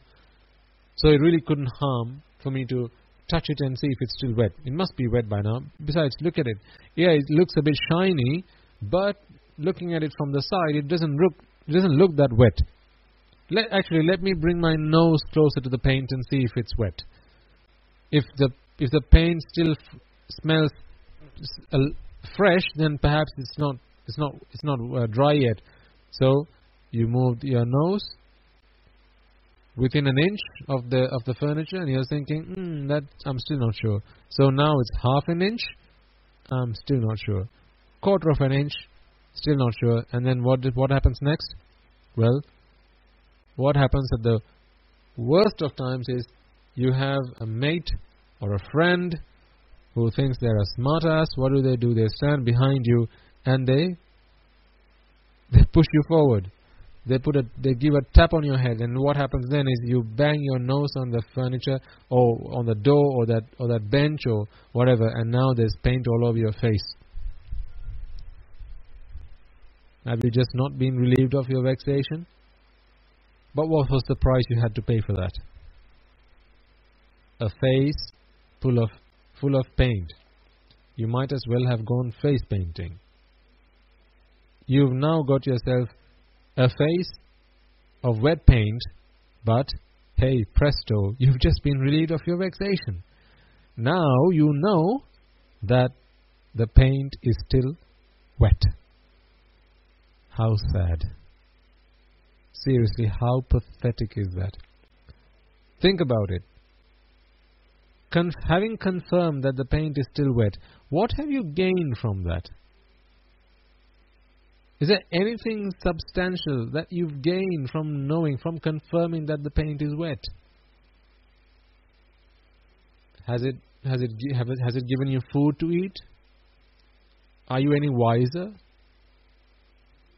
Are you any more intelligent? Have you gained any more wisdom? Are your faculties more powerful than they were before you smelled the paint? Or perhaps before you smelled the paint you had a headache and now the headache's gone. Is that the case? No. So, you are in no better a state than before you smelled the paint. As a matter of fact, you are in a worse state because now you've got to go looking for a bottle of thinner so you can get the paint off your face. See where curiosity gets us? Where this attachment to worldly objects, in the ignorance, this delusion that pleasure exists in the outside world, as soon as that idea settles in our mind, ladies and gentlemen and children, what happens is we fall into that trap of, surely if there's pleasure in the outside world, then there's only one thing I need to do. I need to open my eyes, open my ears, open my nose, open my tongue, put out my hand so I can bring these outside worldly sensations inside my mind, and along with the arising of Rupa, Vedana, Sanya, Sankara, Vijnana, I am now able to sense what's going on in the outside world. Rupa, Vedana, Sanya, Sankara, Vijnana never brought any pleasure with them. I think over many weeks now we've been talking about the betel leaf example, and it should become obvious to you by now. So they never brought any pleasure along with them. But what happened was, that was the very thing you were attached to. You wanted to know if the paint was wet. That was all you were after. Is it still wet? That's all you wanted to know. Finding that out was not going to cure anything else. It didn't put food on a plate. They didn't put any more money in your bank account. Didn't make you friends with anybody. Didn't win friends. Well, probably only lost you a friend, the guy who was a smartass and hit your head, so you banged on the paint or the bench or whatever. But all that has its roots in this curiosity, in wanting to know, that inquisitiveness, which is ultimately this mental vexation. But that mental vexation is rooted in attachment. Attachment, this desire of wanting to know.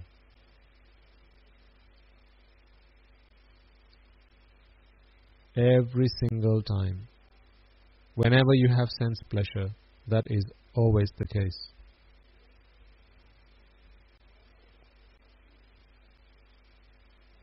You know, sometimes when, and I'm sure some of you will have such experiences, right? And you should pardon me for using such an example, but I'm sure this is something that you have all come across in life, and therefore it's worth thinking about, because I think this really conveys the point that it's not what it smells like that matters really. It's just wanting to know what it smells like. It really doesn't matter what it smells like. It's when when someone sends out gas. I don't want to use the rude word for it, but when someone passes air from their bottoms, you know what I mean, because as human beings we've all experienced that. Okay, when that happens, and if you ever hear someone do that, if you hear that noise coming from somebody, then can you guarantee that every single time you've heard someone do that, you've run 1,000,000 miles away? Or have you very subtly, very slyly actually sniffed just a little bit, just to know what it smelled like? I know. It's disgusting that, no, it's not the example that's disgusting. It's the fact that you have been able to bring yourself to do it. That's what's disgusting. Wanting to know what it's like. You just heard someone send out air, send out gas, and you want to know what it smells like. Surely, you've done that enough times by now to know that that doesn't smell of rose. It doesn't smell of incense sticks.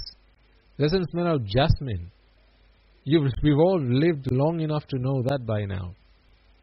But nevertheless, when you hear that, when you know it's going on, this is happening in the outside world, right? The Dhammas come into your mind. Oh, someone's just passed gas. Your ears have just picked up that, so now no longer there's no vexation in your ears, or coming through your ears, or rather in your mind because of your ears, or you're right trying to relieve through your ears. But you do know that this event can be experienced by three different ways.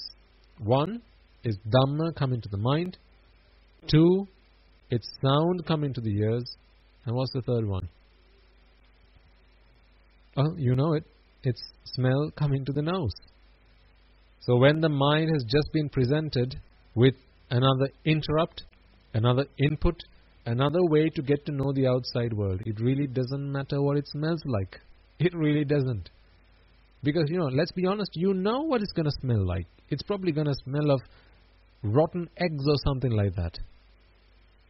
Half the time it's going to be hydrogen sulfide. Rotten eggs, the smell of rotten eggs. But you don't care what it smells like.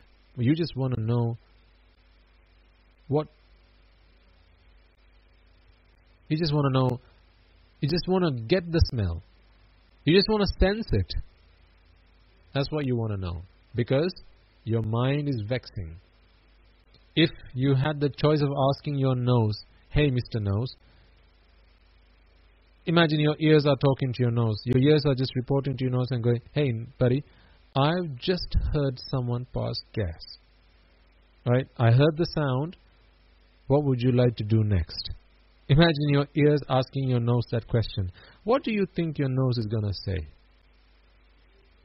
Your nose is probably going to say, let's get the hell out of here.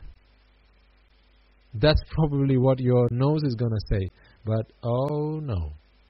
Unfortunately, your nose is connected to your mind as much as your ears are. So, it was your mind that picked up that your ears, it was your mind that recognized that your ears picked up that noise.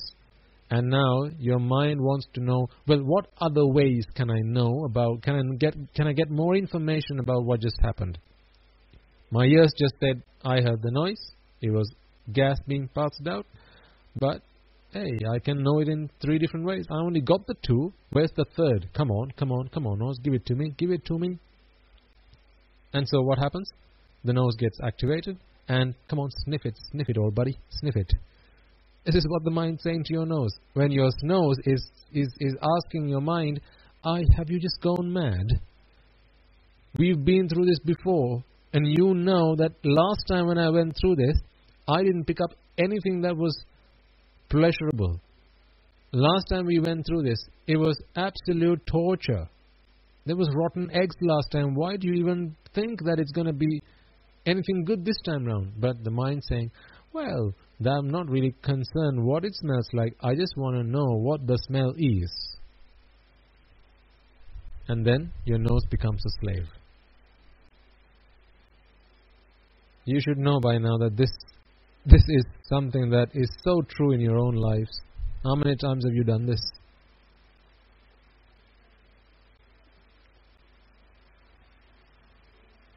This is why I say, Nibbana has to be practical. And if you're all laughing, listen to this, then really, who are you laughing at? We're all laughing at ourselves, knowing that this is how we've done it so many times. Knowing that it was never the smell. It really didn't matter what it smelled like, because that's not what the mind is after. The mind is vexing. The mind is vexing because it wants to know. Vedana and Sanya. It's just dying to pick up that sensation. It's just dying to get to know what's going on and give it a label. So when the mind's dying to do that, the mind is so in such a state of unrest, so unrelaxed, it's so vexed, that's the word for it, it's just vexed, then relief from vexation, the mind believes, can only happen in one way, and that is, I have to smell it.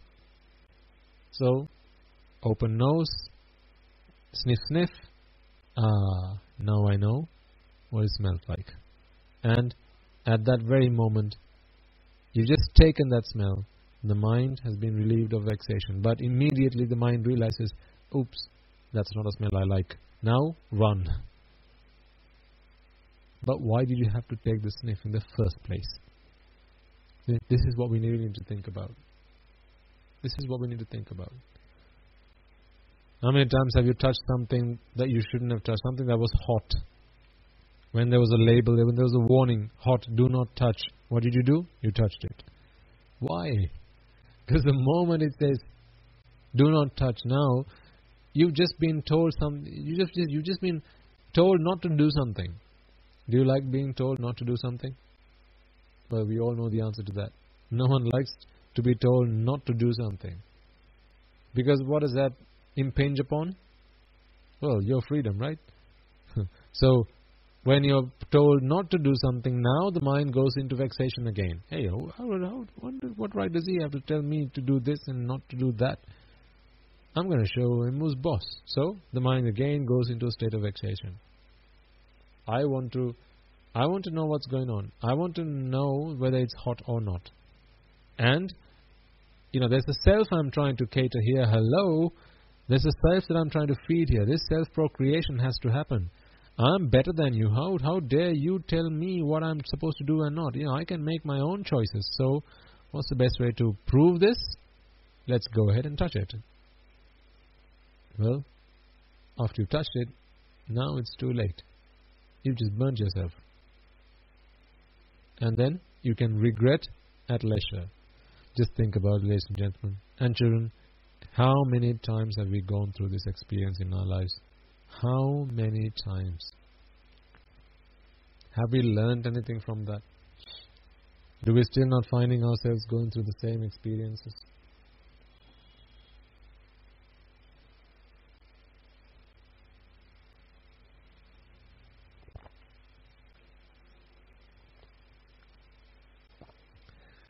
And another example is for some who, for example, if you have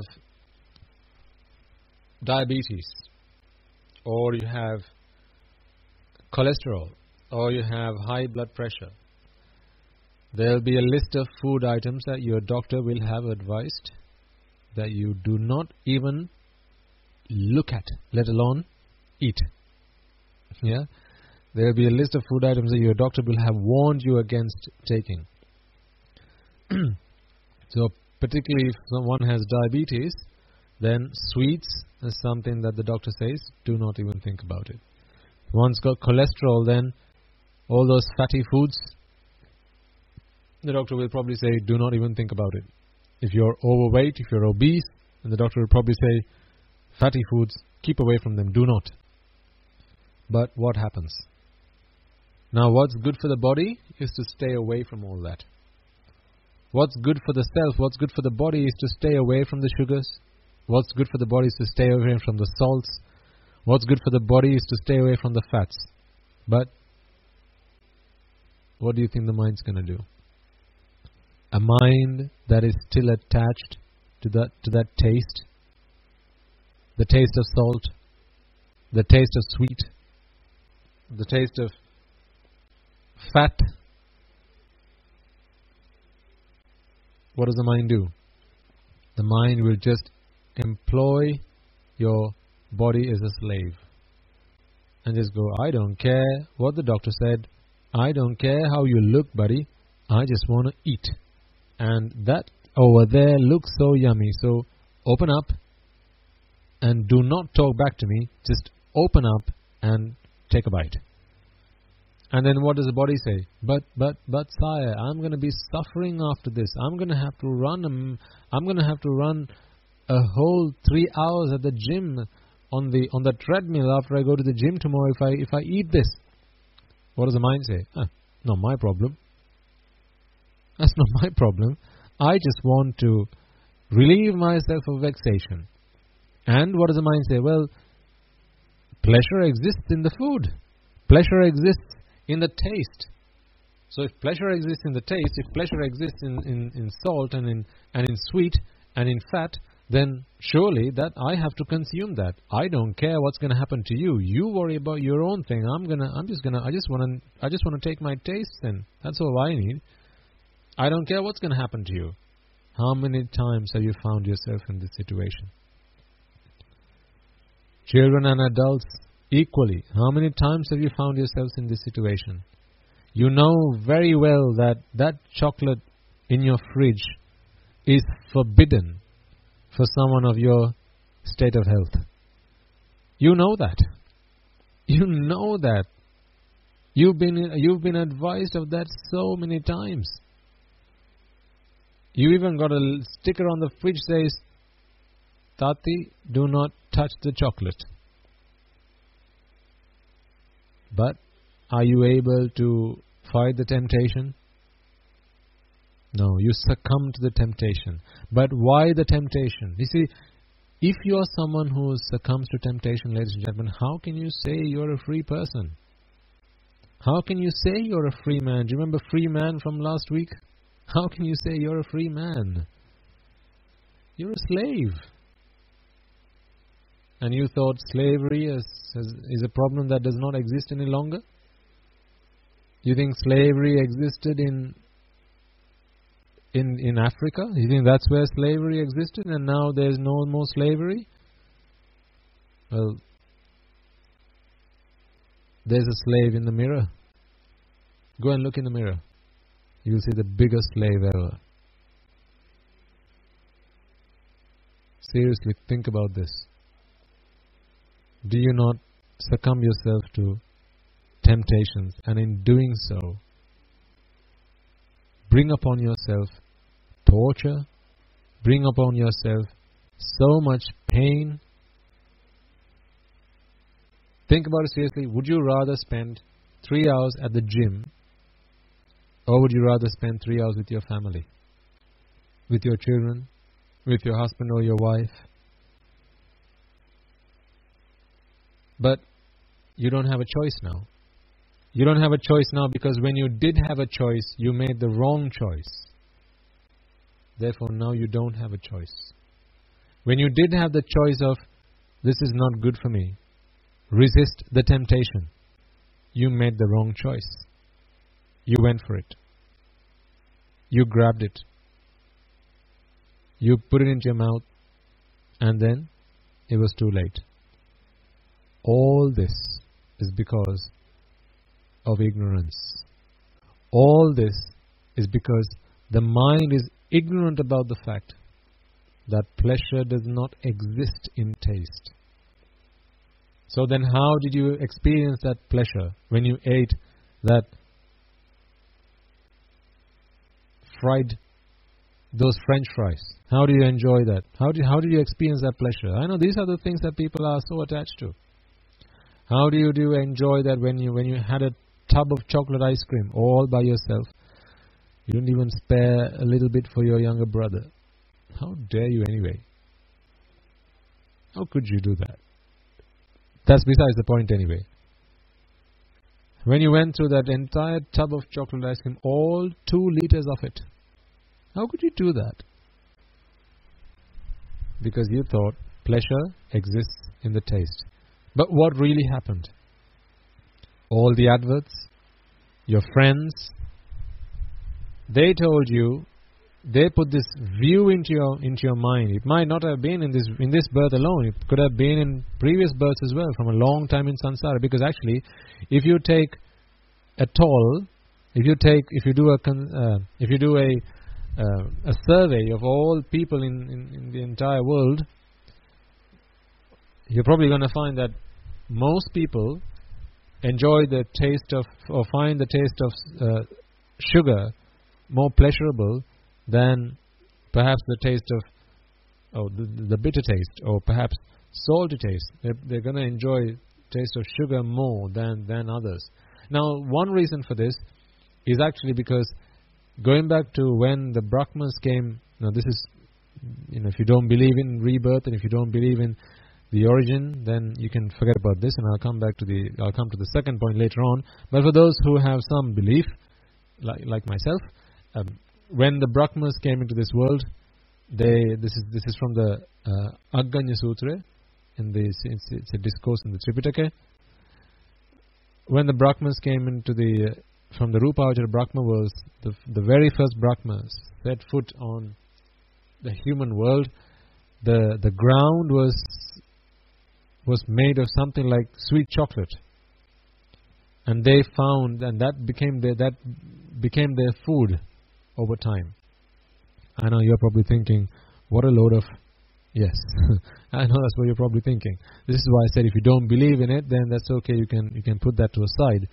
But if I were to offer you something that you can find more palpable, then just think about it from the day you came into this world. What taste was most things that you were given to eat? Whether it was baby biscuits, baby food, fruits, soft fruits that were given to you from a young age. A lot of fruits have fructose, which is the sugars that you find in fruits. And a lot of biscuits and baby foods, all of them, they have a more sugary taste, a more sweet taste than any other taste. It was actually only quite later on in life, apart from, I think, mother's milk, which tastes a little bit bitter. I can't remember this, but I'm informed that this is the case from having watched some documentaries when I was a lay person. Apparently the cholesterol tastes bitter, but besides that, a lot of the taste that we have come to pick up are sweet. So as a child grows up, this is what gets thrown at them: sweet, sugar taste. So they grow up in a world of sugar, in a world of sweet, and that's what they find more pleasurable than most things. So this is what happens. So when that is the case, the mind has just been programmed. It really is programming a mind. The mind has been programmed by the Asat Purushas.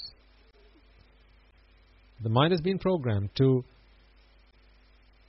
accept sweet as being a more pleasurable taste than others.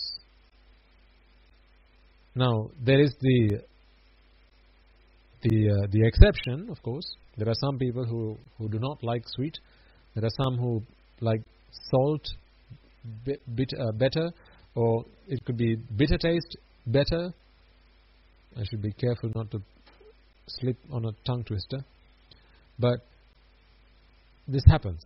So, but generally speaking, and I'm sure you'll all know, if you were to do take a survey at home, I'm sure you're going to find that most people like sweet among the other 3 or 4 basic tastes, and this is one of the reasons behind that. So anyway, we pick up these tastes as being pleasurable from a very young age, and then as we grow up, they are put into our minds, and then they begin to cement in our minds, and then when that happens, the mind is now attached to sweet taste. So when the mind is attached to it, the mind now goes into a state of vexation, because it's always looking for it. And when the mind's looking for it, the mind finds relief from the vexation of looking for it when that taste is received into the mind. How does the taste go into the mind? Did you put sugar into your mind? No, the mind can't accept sugar, but what happens is your tongue obviously has receptors on it, which has those receptors that have shapes which are complementary to the shapes of the molecules of the food that make up these tastes. And when those complementary shapes fit, then these receptors get triggered, and obviously that sends impulses through your nervous system into your brain, and that into your mind. And this is obviously how your brain passes on Rupa Vedana Sanya Sankara Vijnana. Obviously in this case it's going to be Rasa Rupa. And when Vedana Sanya Sankara Vijnana into your mind, and then the mind senses that what I have just received is either sweet, salt, sour or bitter. But when it's looking for sweet, and then it's been relieved of that vexation, then it finds pleasure. In fact, to think about it, I recall from my days of studying human biology that because the brain is, or because the tongue is formed in such a way whereby, and I'm sure there'll be a lot of you who know this as a fact, the tip of the tongue is more sensitive to sweet taste than the other bits of the tongue, right? And then there's the rear of the tongue, so the back end of the tongue is more sensitive to bitter taste. I think the either side of the tongue is more sensitive to sour taste, and then I think bitter is somewhere, or rather salt is somewhere in between. Anyway, let's just take sweet for the time being. So the tip of the tongue is more sensitive to sugar taste. I'm trying to prove to you once again, yet again, that pleasure is in relief from vexation and not in the object, not in the food, not in the taste. Okay, so you're now looking for pleasure when you eat sweet, but it's the tip of the tongue that has a greater concentration of sweet receptors. So what might happen if you rewired the tongue? In other words, what would happen if you would rewire the impulses from the tip of the tongue into the bit of the mind where it, let's say, you rewire the tongue in terms of the nervous system. You rewire the nervous system whereby signals that come from the tip of the tongue, which are supposed to be picking up sugar, go to the bit of the brain where it actually picks up bitter. So where it's supposed to pick up sweet, sorry, I think I got it wrong the last time. So the tip of the tongue where it's supposed to pick up sweet, you rewire the nervous system that's attached to the tongue, whereby when sweet touches the tip of the tongue, and then the sweet receptors are triggered, impulses are taken to the area of the brain that's responsible for taste, but in particular the area which receives bitter taste. Now what might happen? When you touch the tip of the tongue with some sugar, what are you going to sense now? Not sweet. You're going to sense bitter taste. Now, if you don't like bitter taste, how are you going to feel right now? Pleasurable or unpleasurable? Of course, you're going to feel unpleasurable. But what is it that just touched the tip of your tongue? It wasn't bitter. It was sweet. It was sugar. It was sugar that touched the tip of your tongue. But what we've managed to do now is rewire the nervous system that is responsible for transporting those signals from your tongue to your brain. And in doing so, when sugar touched the tip of your tongue, you're now sensing bitter, and now you start, your face goes all queasy, and you're not enjoying that experience. So was it sugar then that brought you pleasure? Well, on this occasion, sugar didn't bring you pleasure. But what happened? You were looking for sugar. You were looking for sugar taste because you liked that. But you put sugar on the tip of your tongue. What you got was bitter. Now, because the mind is attached to the taste of sweet, it didn't receive that, and therefore it goes into a state of suffering because it was not able to relieve itself from vexation. But the food that was put on the tip of the tongue was sweet. So if pleasure exists in sweet, in the food, then surely you should be able to enjoy pleasure every single time. But you see, that's not what happens. So again, it's just proof yet again that pleasure is not in the food. It's not in the taste either. Because some people in this world, they don't like sweet chocolate. They like bitter chocolate. Because and then there are others who have no sugar problems, as in they have no ailments as a result of which they are not supposed to take sugars, but still they don't like sugar in their tea. I remember that when as a young boy, I really liked sugar in my tea, but as I was growing up, I stopped taking sugar with my tea, and then I started to take it without sugar, and then I grew to like my tea without sugar in it. So when sometimes people would put sugar in it, I didn't like that very much, but growing up, I didn't drink tea without sugar. So you see how that changed? So if taste was in the food, then how would I today be able to enjoy something that I wasn't able to enjoy back then? Now another example, a lot of young children, they don't like leaves. Leaves that go into a salad. Okay? People don't like to eat salads. Sometimes mallum is a dish that we have prepared in Sri Lanka and other countries. I don't know what you call it in English, but mallum, right? When we go to gola mallum or mallum like that, right? A lot of young children don't like the taste of that, and I for one didn't like it at all. My parents had a really tough time trying to feed me leaves, but growing up, I really began to like it. And now,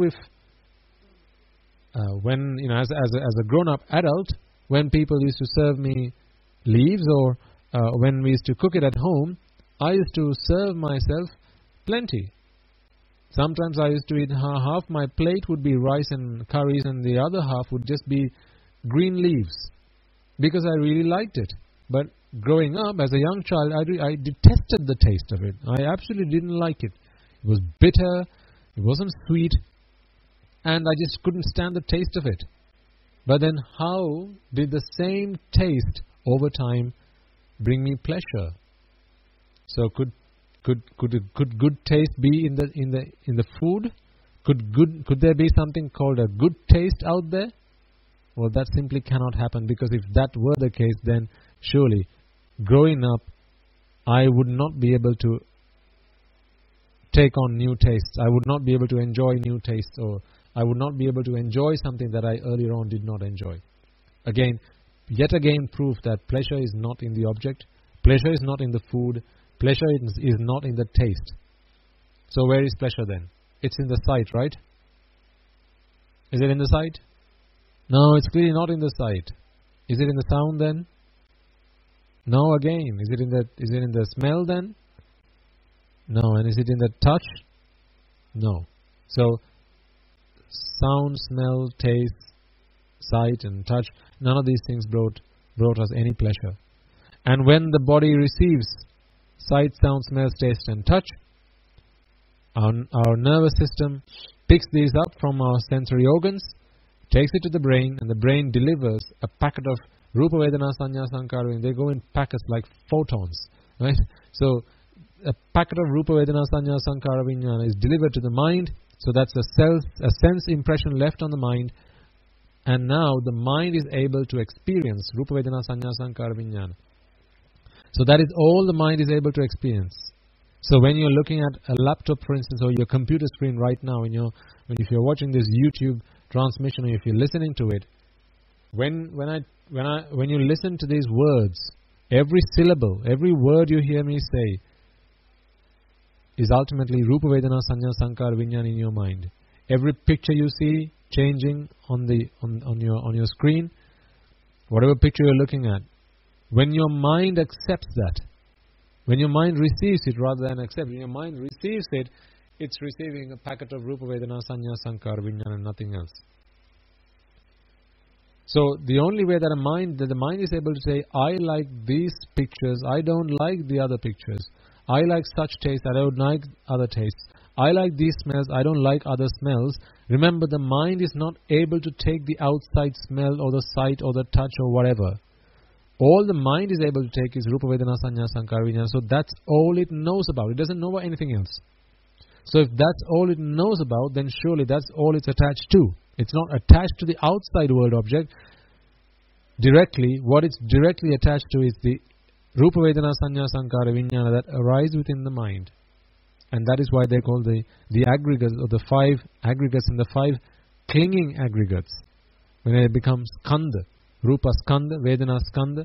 Why does it become an aggregate? Because the mind cannot perceive an individual packet of Rupa Vedana Sanya Sankara Vijnana. It doesn't work like that.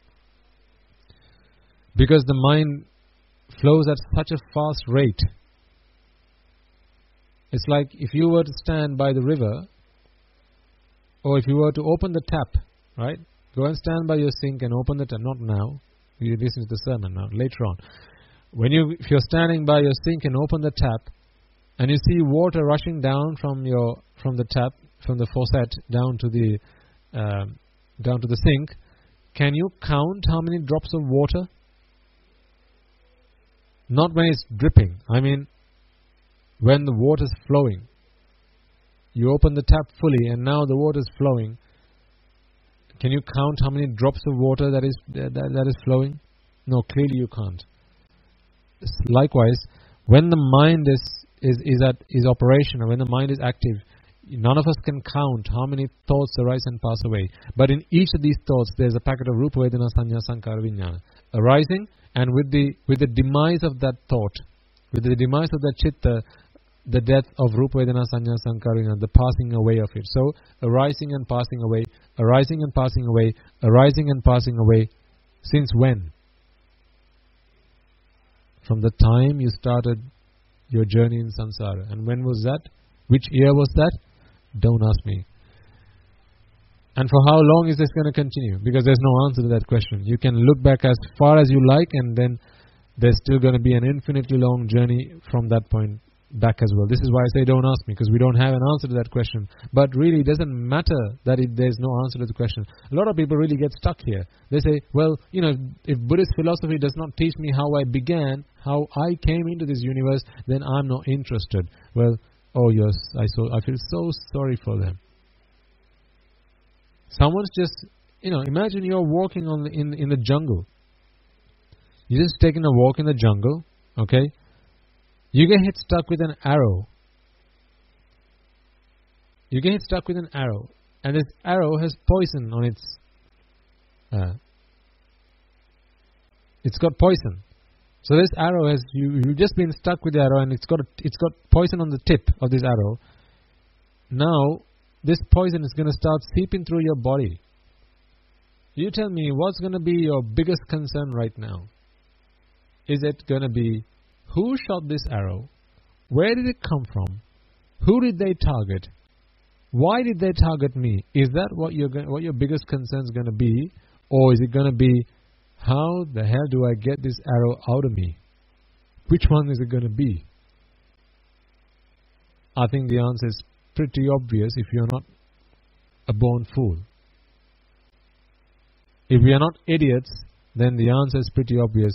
We have zero concern really, for as long as that which has to concern us utmost, which is, how do I get this arrow out of me? For as long as I have not done that, then really where it came from, who shot this, why did they pick me, what were they really targeting, was it just a bad omen? None of this really matters, because for every moment you spend trying to find the whereabouts of this, trying to find the origin, you're just a dying man and the clock's ticking. You've got so much time left before you die because there's poison seeping through your body. So that has to be the biggest concern, not where it came from, who shot it, why did they pick me when I'm the, when there's a guy standing next to me, he could have picked him himself instead. Why me, right? That should not be your biggest concern. And quite honestly, when people come to me and they say, right, Swaminatha, unless you tell me where I came from, I'm not going to listen to anything else you say. My response to them is usually, well, thank you very much for visiting us. Have a nice day. Because really, they've come for the wrong thing. This is not what Buddhist philosophy is for. It's not for how it all began. Buddhist philosophy is for how do we make it all stop? Where is the end? How do we bring it to an end? So, we're talking about chittas arising and passing away, right? Ever since this process started, it was always been a packet of Rupa, Vedana, Sanya, Sankara, Vijnana. And for the last chitta that's going to arise, for all of you in samsara, which is going to be that chitta through which you enter Parinibbana. That's going to be the last chitta you are ever going to have in this samsara. Even that last chitta is going to be, so it's going to be a vipaka chitta for all of us, a resultant chitta, but all those chittas are going to contain a packet of Rupa, Vedana, Sanya, Sankara, Vijnana and nothing else. So, if this is all the mind is able to perceive, Rupa, Vedana, Sanya, Sankara, Vijnana, then clearly the mind is not able to attach itself to anything else apart from Rupa, Vedana, Sanya, Sankara, Vijnana. And this is why we talk about them. So if that's what we are attached to, then that's what we need to remove our attachment to. And to remove attachment, that is not something that happens by magic. You can't go abracadabra and no more attachment. You can't go hey presto and no more attachment. Attachment is rooted in ignorance. Where there is ignorance, there is always going to be attachment. And what is ignorance again? Ignorance is not knowing. It's lack of understanding, lack of comprehension that Rupa, Vedana, Sanya, Sankara, Vijnana are not pleasurable. It's the lack of that wisdom. It's the lack of that comprehension. Ignorance is accepting that Rupa, Vedana, Sanya, Sankara, Vijnana are pleasurable.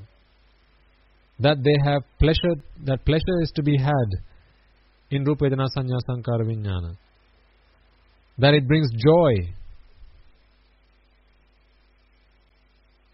That continued existence in samsara for the purpose of Rupa, Vedana, Sanya, Sankara, Vijnana is worth it. These are all thoughts that are based in ignorance. So one day, when we have all perfected our knowledge, perfected our wisdom, perfected our understanding that never did Rupa, Vedana, Sanya, Sankara, Vijnana bring us any pleasure, never did it bring us any joy, never is it going to be a useful thing, a worthwhile thing to do, to keep going round in samsara, looking for Rupa, Vedana, Sanya, Sankara, Vijnana which has pleasure. The day we come to that knowledge, the day we come to that comprehension, that wisdom, is the day when we will no longer have cause to take us in samsara.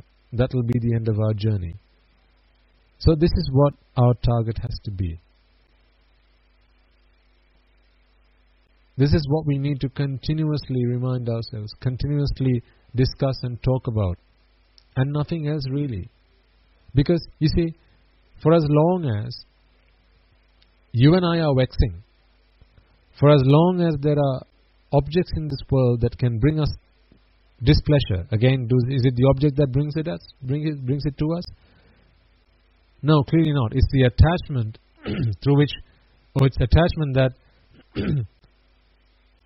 means we are subject to the vexation, and the objects are simply vexatious. So for as long as that is the case, then we are going to be vexing. And for as long as we are vexing, I really don't see the point in concerning ourselves about anything else. Because how often do we vex? Once a year? Is it once every leap year?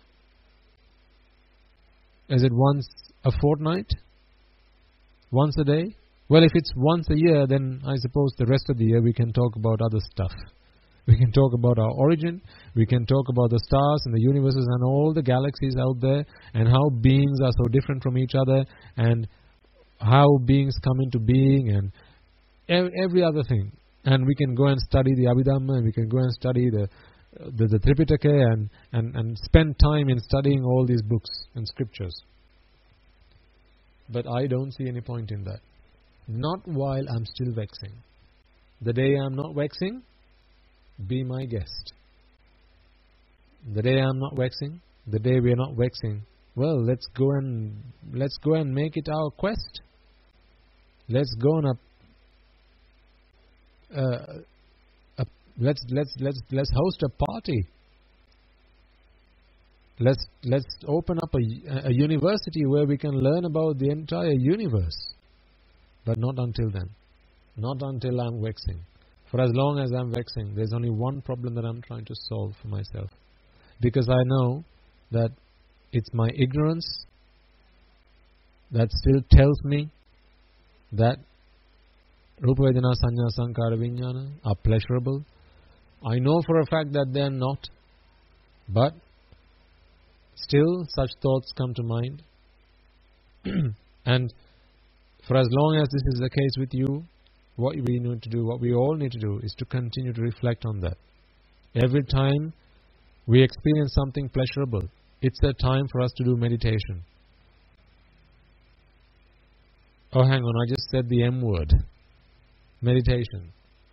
That's not something we have to do all the time, right? Surely meditation is something you do on a Saturday morning. You go to a meditation class. That's where meditation has to happen. I just said the M word. No, that's not true. Meditation is something we have to do all the time. What, sitting down cross-legged? There may be times when you have the luxury and freedom of the time to do that, but no, you don't have to do that to do meditation. It's reflecting, contemplating. All those moments where you enjoy, you sense pleasure. That's a moment to practice your meditation. And all those moments where you sense suffering, anger, resentment, pain, not physical obviously, mental. These are all moments for you to reflect on, analyze and contemplate on the doctrine. These are all moments during which you have to practice meditation. So this is what we ought to do. So for as long as we are still vexing, ladies and gentlemen and children, for as long as I'm vexing, this is all I'll be thinking about. Because that is the biggest problem I'm trying to solve. This is the curse of my life. I have no other time. I have no time to look at other things because this is the curse of my life. This is the bane of my life. I'm vexing. The reason I'm vexing is because I'm attached. Because of attachment. Attachment to Rupa Vedana Sanya Sankara Vijnana. And therefore, the onset of the 5 clinging aggregates. This is what I'm trying to put a stop to. With every passing moment, precious human life is ticking me by. Precious time that I have to reflect on this, precious time that I have to contemplate on this, precious time I have to eradicate my attachment is ticking by. Excuse me. So therefore, I don't have time to waste to go look for other avenues, go look for other paths to get into this river. I have found a path to the river. It's crystal clear. I can see how it's going to take me to Nibbana. And I have no time to go exploring. Because that is not my paramita. My job is to take instruction from my teachers, from my master, from the Supreme Buddha, who went and himself discovered all the paths there are to get into the water. And among those paths, thanks to my teacher, I was able to find the path for myself. The path that was right for me.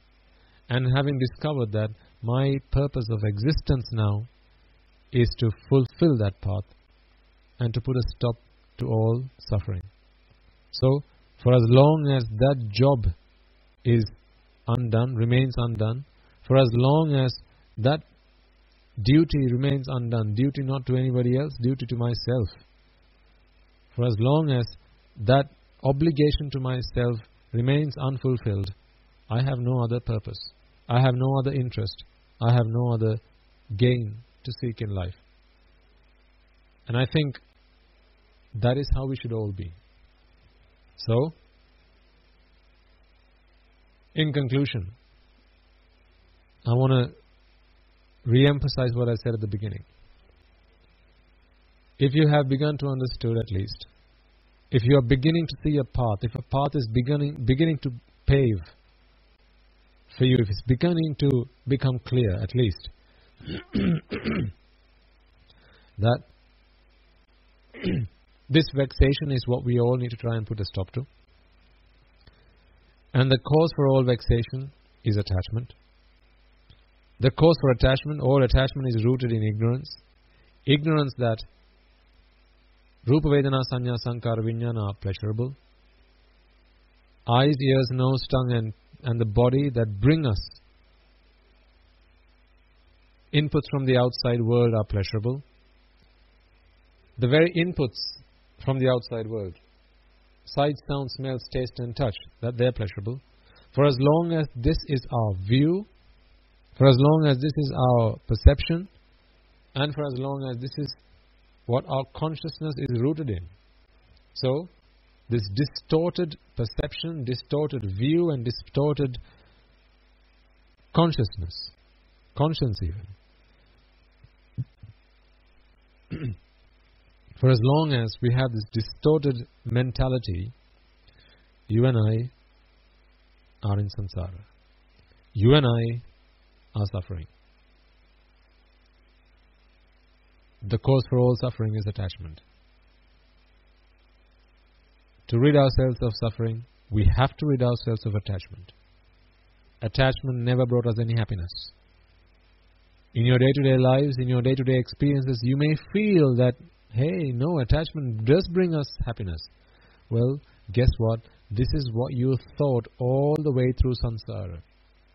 And look where it got you.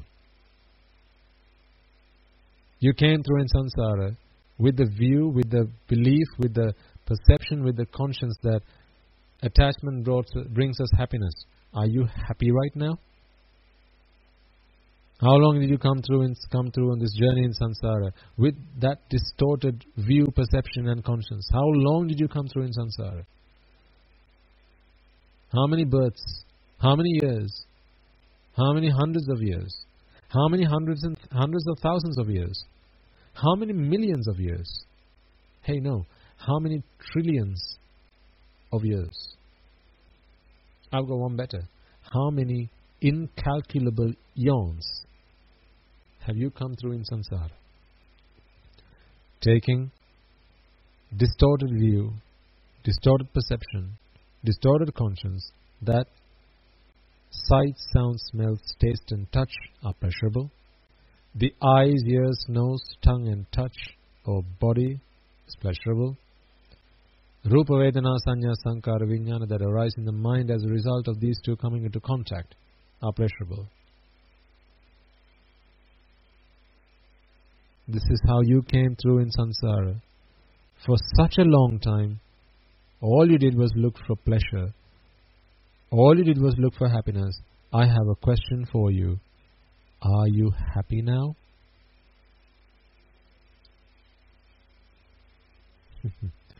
Shocking, isn't it? Sickening, I think is the word. It's literally sickening. Now's the time to come to our senses. Now's the time to put a stop to this nonsense. Now's the time to bring this useless, endless, meaningless journey to a stop. Because a journey on which you go looking for pleasure through indulgence in sensuality is not one you're ever going to finish. It's not one you're ever going to end, because there is no destination to it. If that is the success you seek, then I would agree that success is a journey, not a destination. But if the success that you seek is the same success that I seek, as much as the same success that all noble ones that came into this world sought, and that is success in putting an end to all attachment, putting an end to all ignorance, then that success has a destination. That journey has an end. And that end is Nibbana.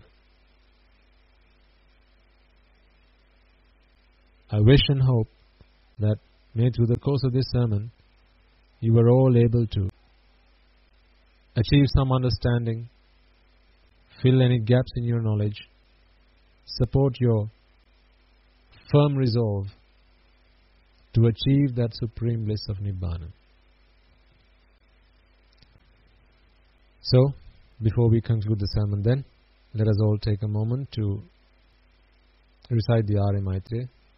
I think it was in English last time round, so we will do that in Sinhala this time, and then we will transfer the merits that we have all acquired, and we'll bring the sermon to an end.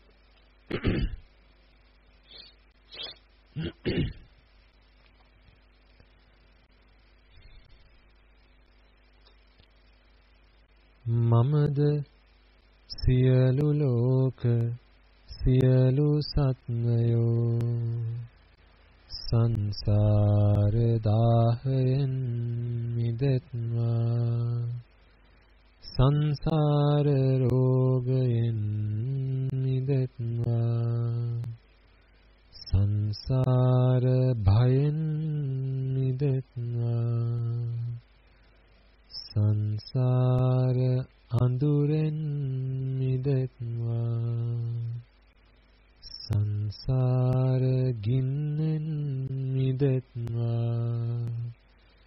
nibbana parama sukhayen sukhitara vetma nibbana parama sukhayen sukhitara vetma nibbana parama sukhayen sukhitara vetma mamada siyalu loka siyalu satvayo raga bandhanayen midetva desha bandhanayen midetva moha bandhanayen midetva mara bandhanayen midetva nibbana parama sukhayen sukhitara vetva nibbana parama sukhayen sukhitara vetva nibbana parama sukhayen sukhitara vetva mamada siyalu loka siyalu satvayo jati ginnen midetva jara ginnen midetva vyadhi ginnen midetva marana ginnen midetva nibbana parama sukhayen sukhitara vetva nibbana parama sukhayen sukhitara vetva nibbana parama sukhayen sukhitara vetva mamada siyalu loka siyalu satvayo shoka ginnen midetva paridevayen midetva dukkha ginnen midetva domanassayen midetva upayasayen midetva yam pitchang labati tampi dukkhayen midetva sankittena panchopadanakkhandayen midetva nibbana parama sukhayen sukhitara vetva nibbana parama sukhayen sukhitara vetva nibbana parama sukhayen sukhitara vetva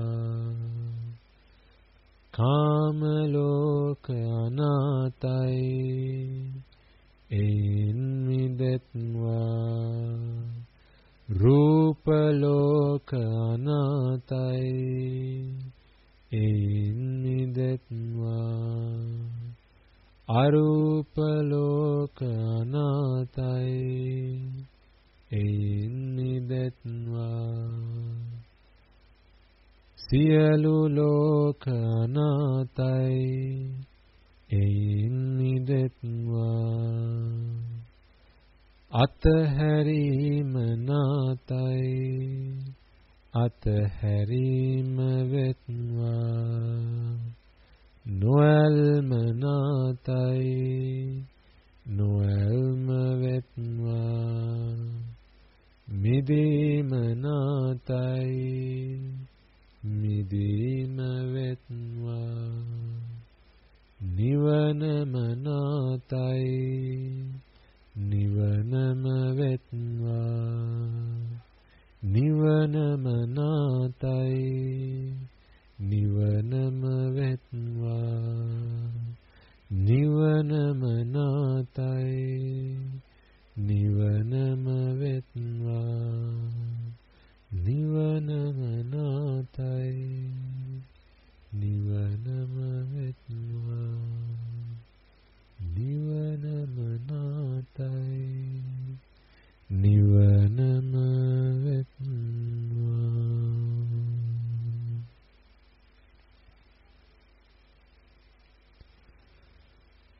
නත්ති මේ සරණං අඤ්ඤං බුද්ධෝ මේ සරණං වරං නත්ති මේ සරණං අඤ්ඤං ධම්මෝ මේ සරණං වරං නත්ති මේ සරණං අඤ්ඤං සංඝෝ මේ සරණං වරං නත්ති මේ සරණං අඤ්ඤං නිබ්බානං පරමං සුඛං.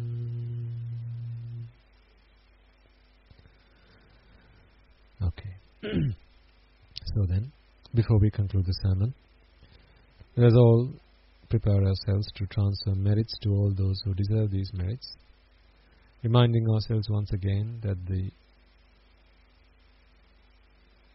reason that we are all able to be here today, to listen to this sermon today, one of the reasons that we are so fortunate and privileged to be listening to these sermons today is because there are many countless, immeasurable sentient beings who have been generous and so generous in their help, support and assistance in times of hardship on our part. So it is only right, it is only the right thing to do, the just thing to do, that we take a moment to transfer the merits to all those who deserve these merits. So, first and foremost, let us remind ourselves once again that it is the Supreme Buddha's Dhamma that we have the privilege of discussing today, understanding, comprehending and using as our tool and the path to redeem ourselves from the shackles of samsara. Therefore, let us take a moment to transfer these merits to the Bhikkhu, Bhikkhunis, Upasaka, Upasikas, who throughout many hundreds and thousands of years protected and preserved this Dhamma for the benefit of all future beings and sentient beings like you and I. It is thanks to their sacrifice, sometimes with their last breath, to protecting and preserving the Dhamma that today we have the Tripitaka in its current shape and form, in order that we may practice the Dhamma, discuss the Dhamma, understand and comprehend the Dhamma to redeem ourselves from the shackles of samsara. May all those Bhikkhu, Bhikkhunis, Upasaka, Upasikas be able to rejoice in the merits that we have all acquired today. If any of them have been born in the woeful planes, may these merits help them to be born in the blissful planes. May through the power of these merits they all abstain from the unmeritorious deeds, fulfill the meritorious deeds, fulfill the Noble Eightfold Path and attain the supreme bliss of Nibbana. Sadhu, sadhu, sadhu. Let us all take a moment to transfer merits to all the members of the Mahasangha, the Mahanayakas, the Anunayakas, the chief prelates of all the chapters in Sri Lanka, as well as throughout the world, all members of the Mahasangha who represent the Mahasangha in any way in all forms and responsibilities that they hold. May they all rejoice in the merits that we have all acquired today. Let us also take a moment to remind ourselves of the monks and nuns of our local temples and nunneries, although today you may listen to our sermons at the Dharamayai Obai monastery. Perhaps you come along and offer alms and so on and so forth. Let us not forget that it is the monks and nuns of our local temples, our local nunneries that have always been by our sides.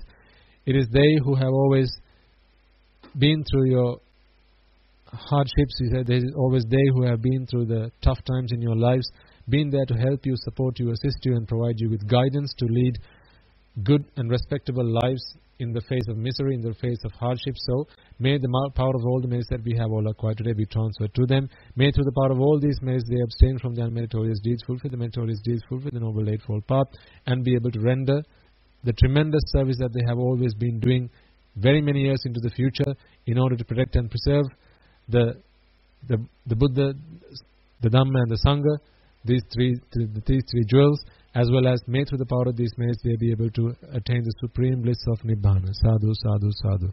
Also let us take a moment to transfer the merits that we have all acquired today to the Devas, Brahmas, spirits, demons and the dead that we invited at the start of this sermon. May they all be able to rejoice in these merits, as well as let us also take a moment to transfer the merits to all our ancestors who might have predeceased us, all those ancestors who might have been a mother, father, brother, sister, an uncle, aunt, a nephew, a grandparent, so on and so forth, perhaps even a friend or perhaps a teacher, who throughout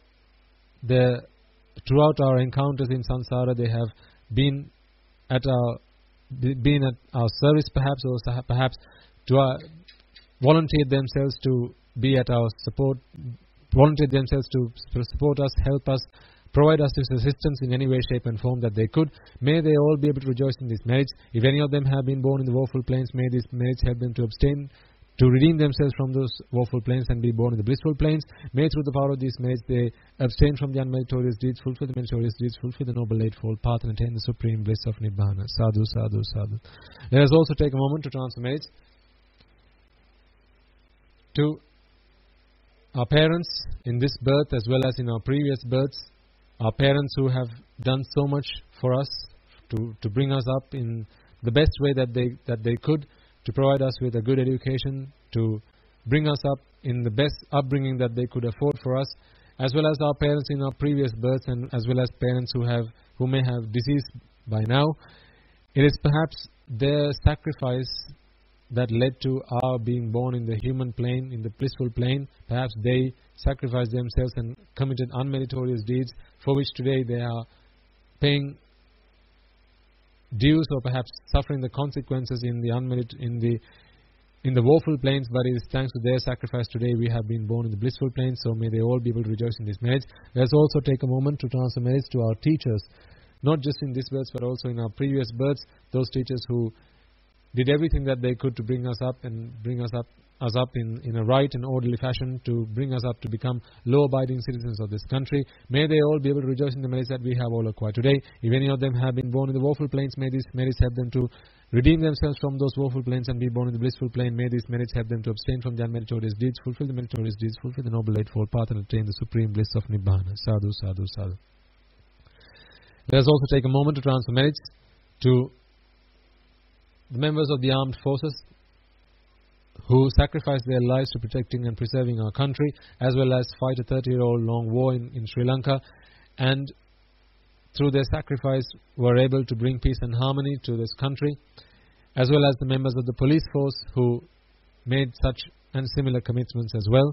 It is because of them that today we are able to live in peace and harmony with each and every one of us, despite our differences in our beliefs and culture and so on and so forth. May they all be able to rejoice in the merits that we have all acquired today.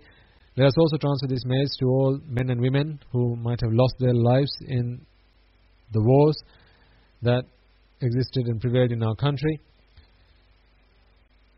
Be their friend or foe, if any of them are looking for merits, may through the power of these merits they be able to rejoice in these merits. If any of them have been born in the woeful planes, may these merits help them to redeem themselves from those woeful planes, be able to be born in the blissful planes. May through the power of these merits they abstain from the unmeritorious deeds, fulfill the meritorious deeds, fulfill the noble eightfold path, and attain the supreme bliss of Nibbana. Sadhu, sadhu, sadhu. Let us also take a moment to transfer merits to all those men and women who might have lost their lives in tsunamis, as well as any other natural calamities that might have happened, not just in Sri Lanka, but throughout the world. If any of them are today seeking merits, may they be able to rejoice in the merits that we have all acquired today. They might have been friend and family, but also perhaps those beings who might have not been our acquaintances.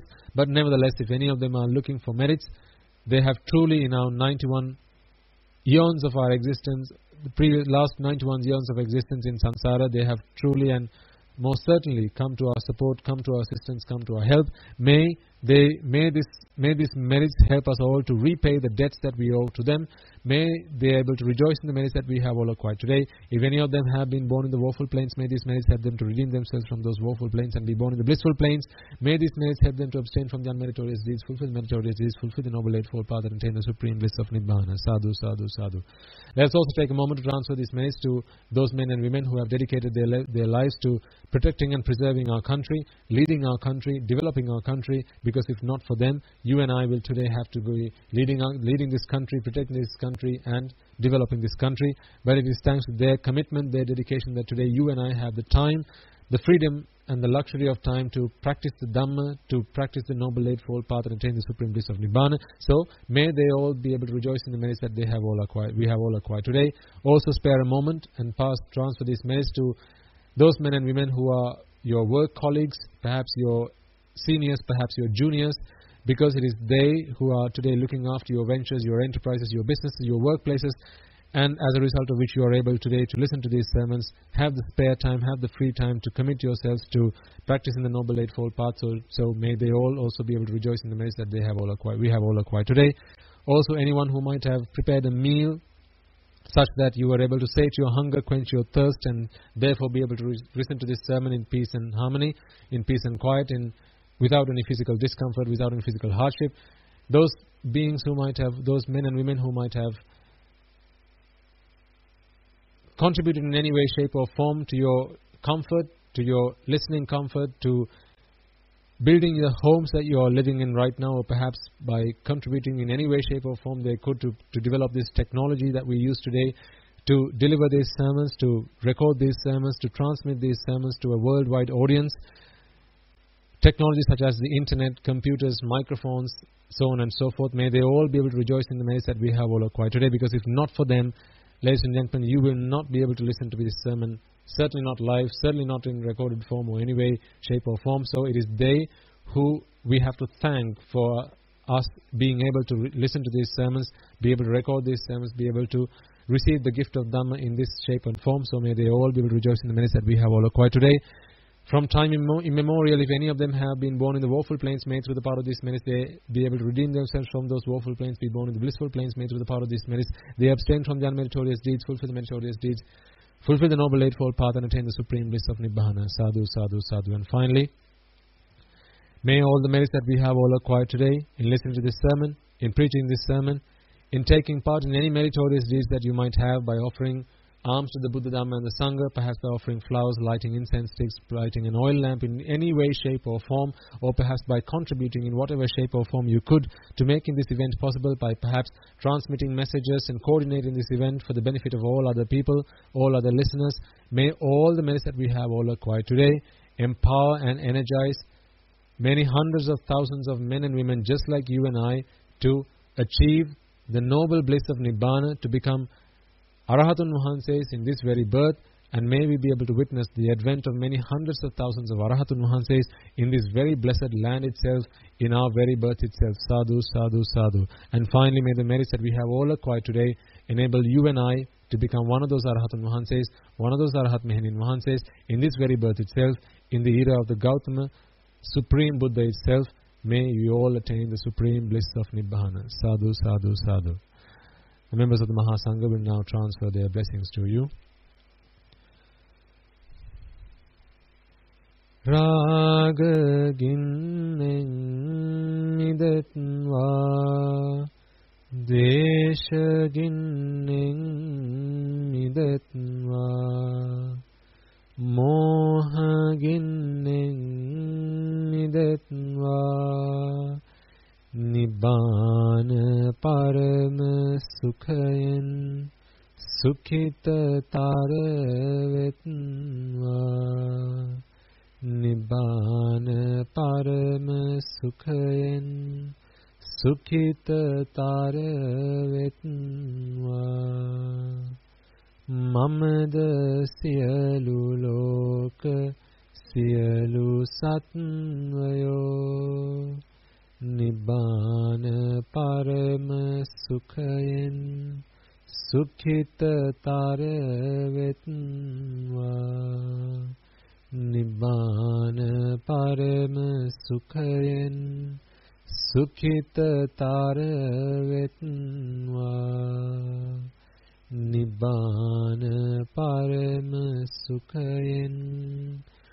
සුඛිතතර වෙත්වා තුනුරුවන්ගේ සුවිසි අනන්ත මහා ගුණ බැලෙන් සියලු ලෝක සියලු සත්වයෝම නිබ්බාන පරම සුඛයෙන් සුඛිතතර වෙත්වා සාදු සාදු සාදු. May I and all beings in all worlds be freed from the fires of desire. May I and all beings in all worlds be freed from the fires of aversion. May I and all beings in all worlds be freed from the fires of delusion.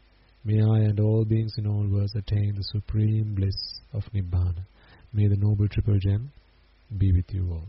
Sadhu, sadhu, sadhu.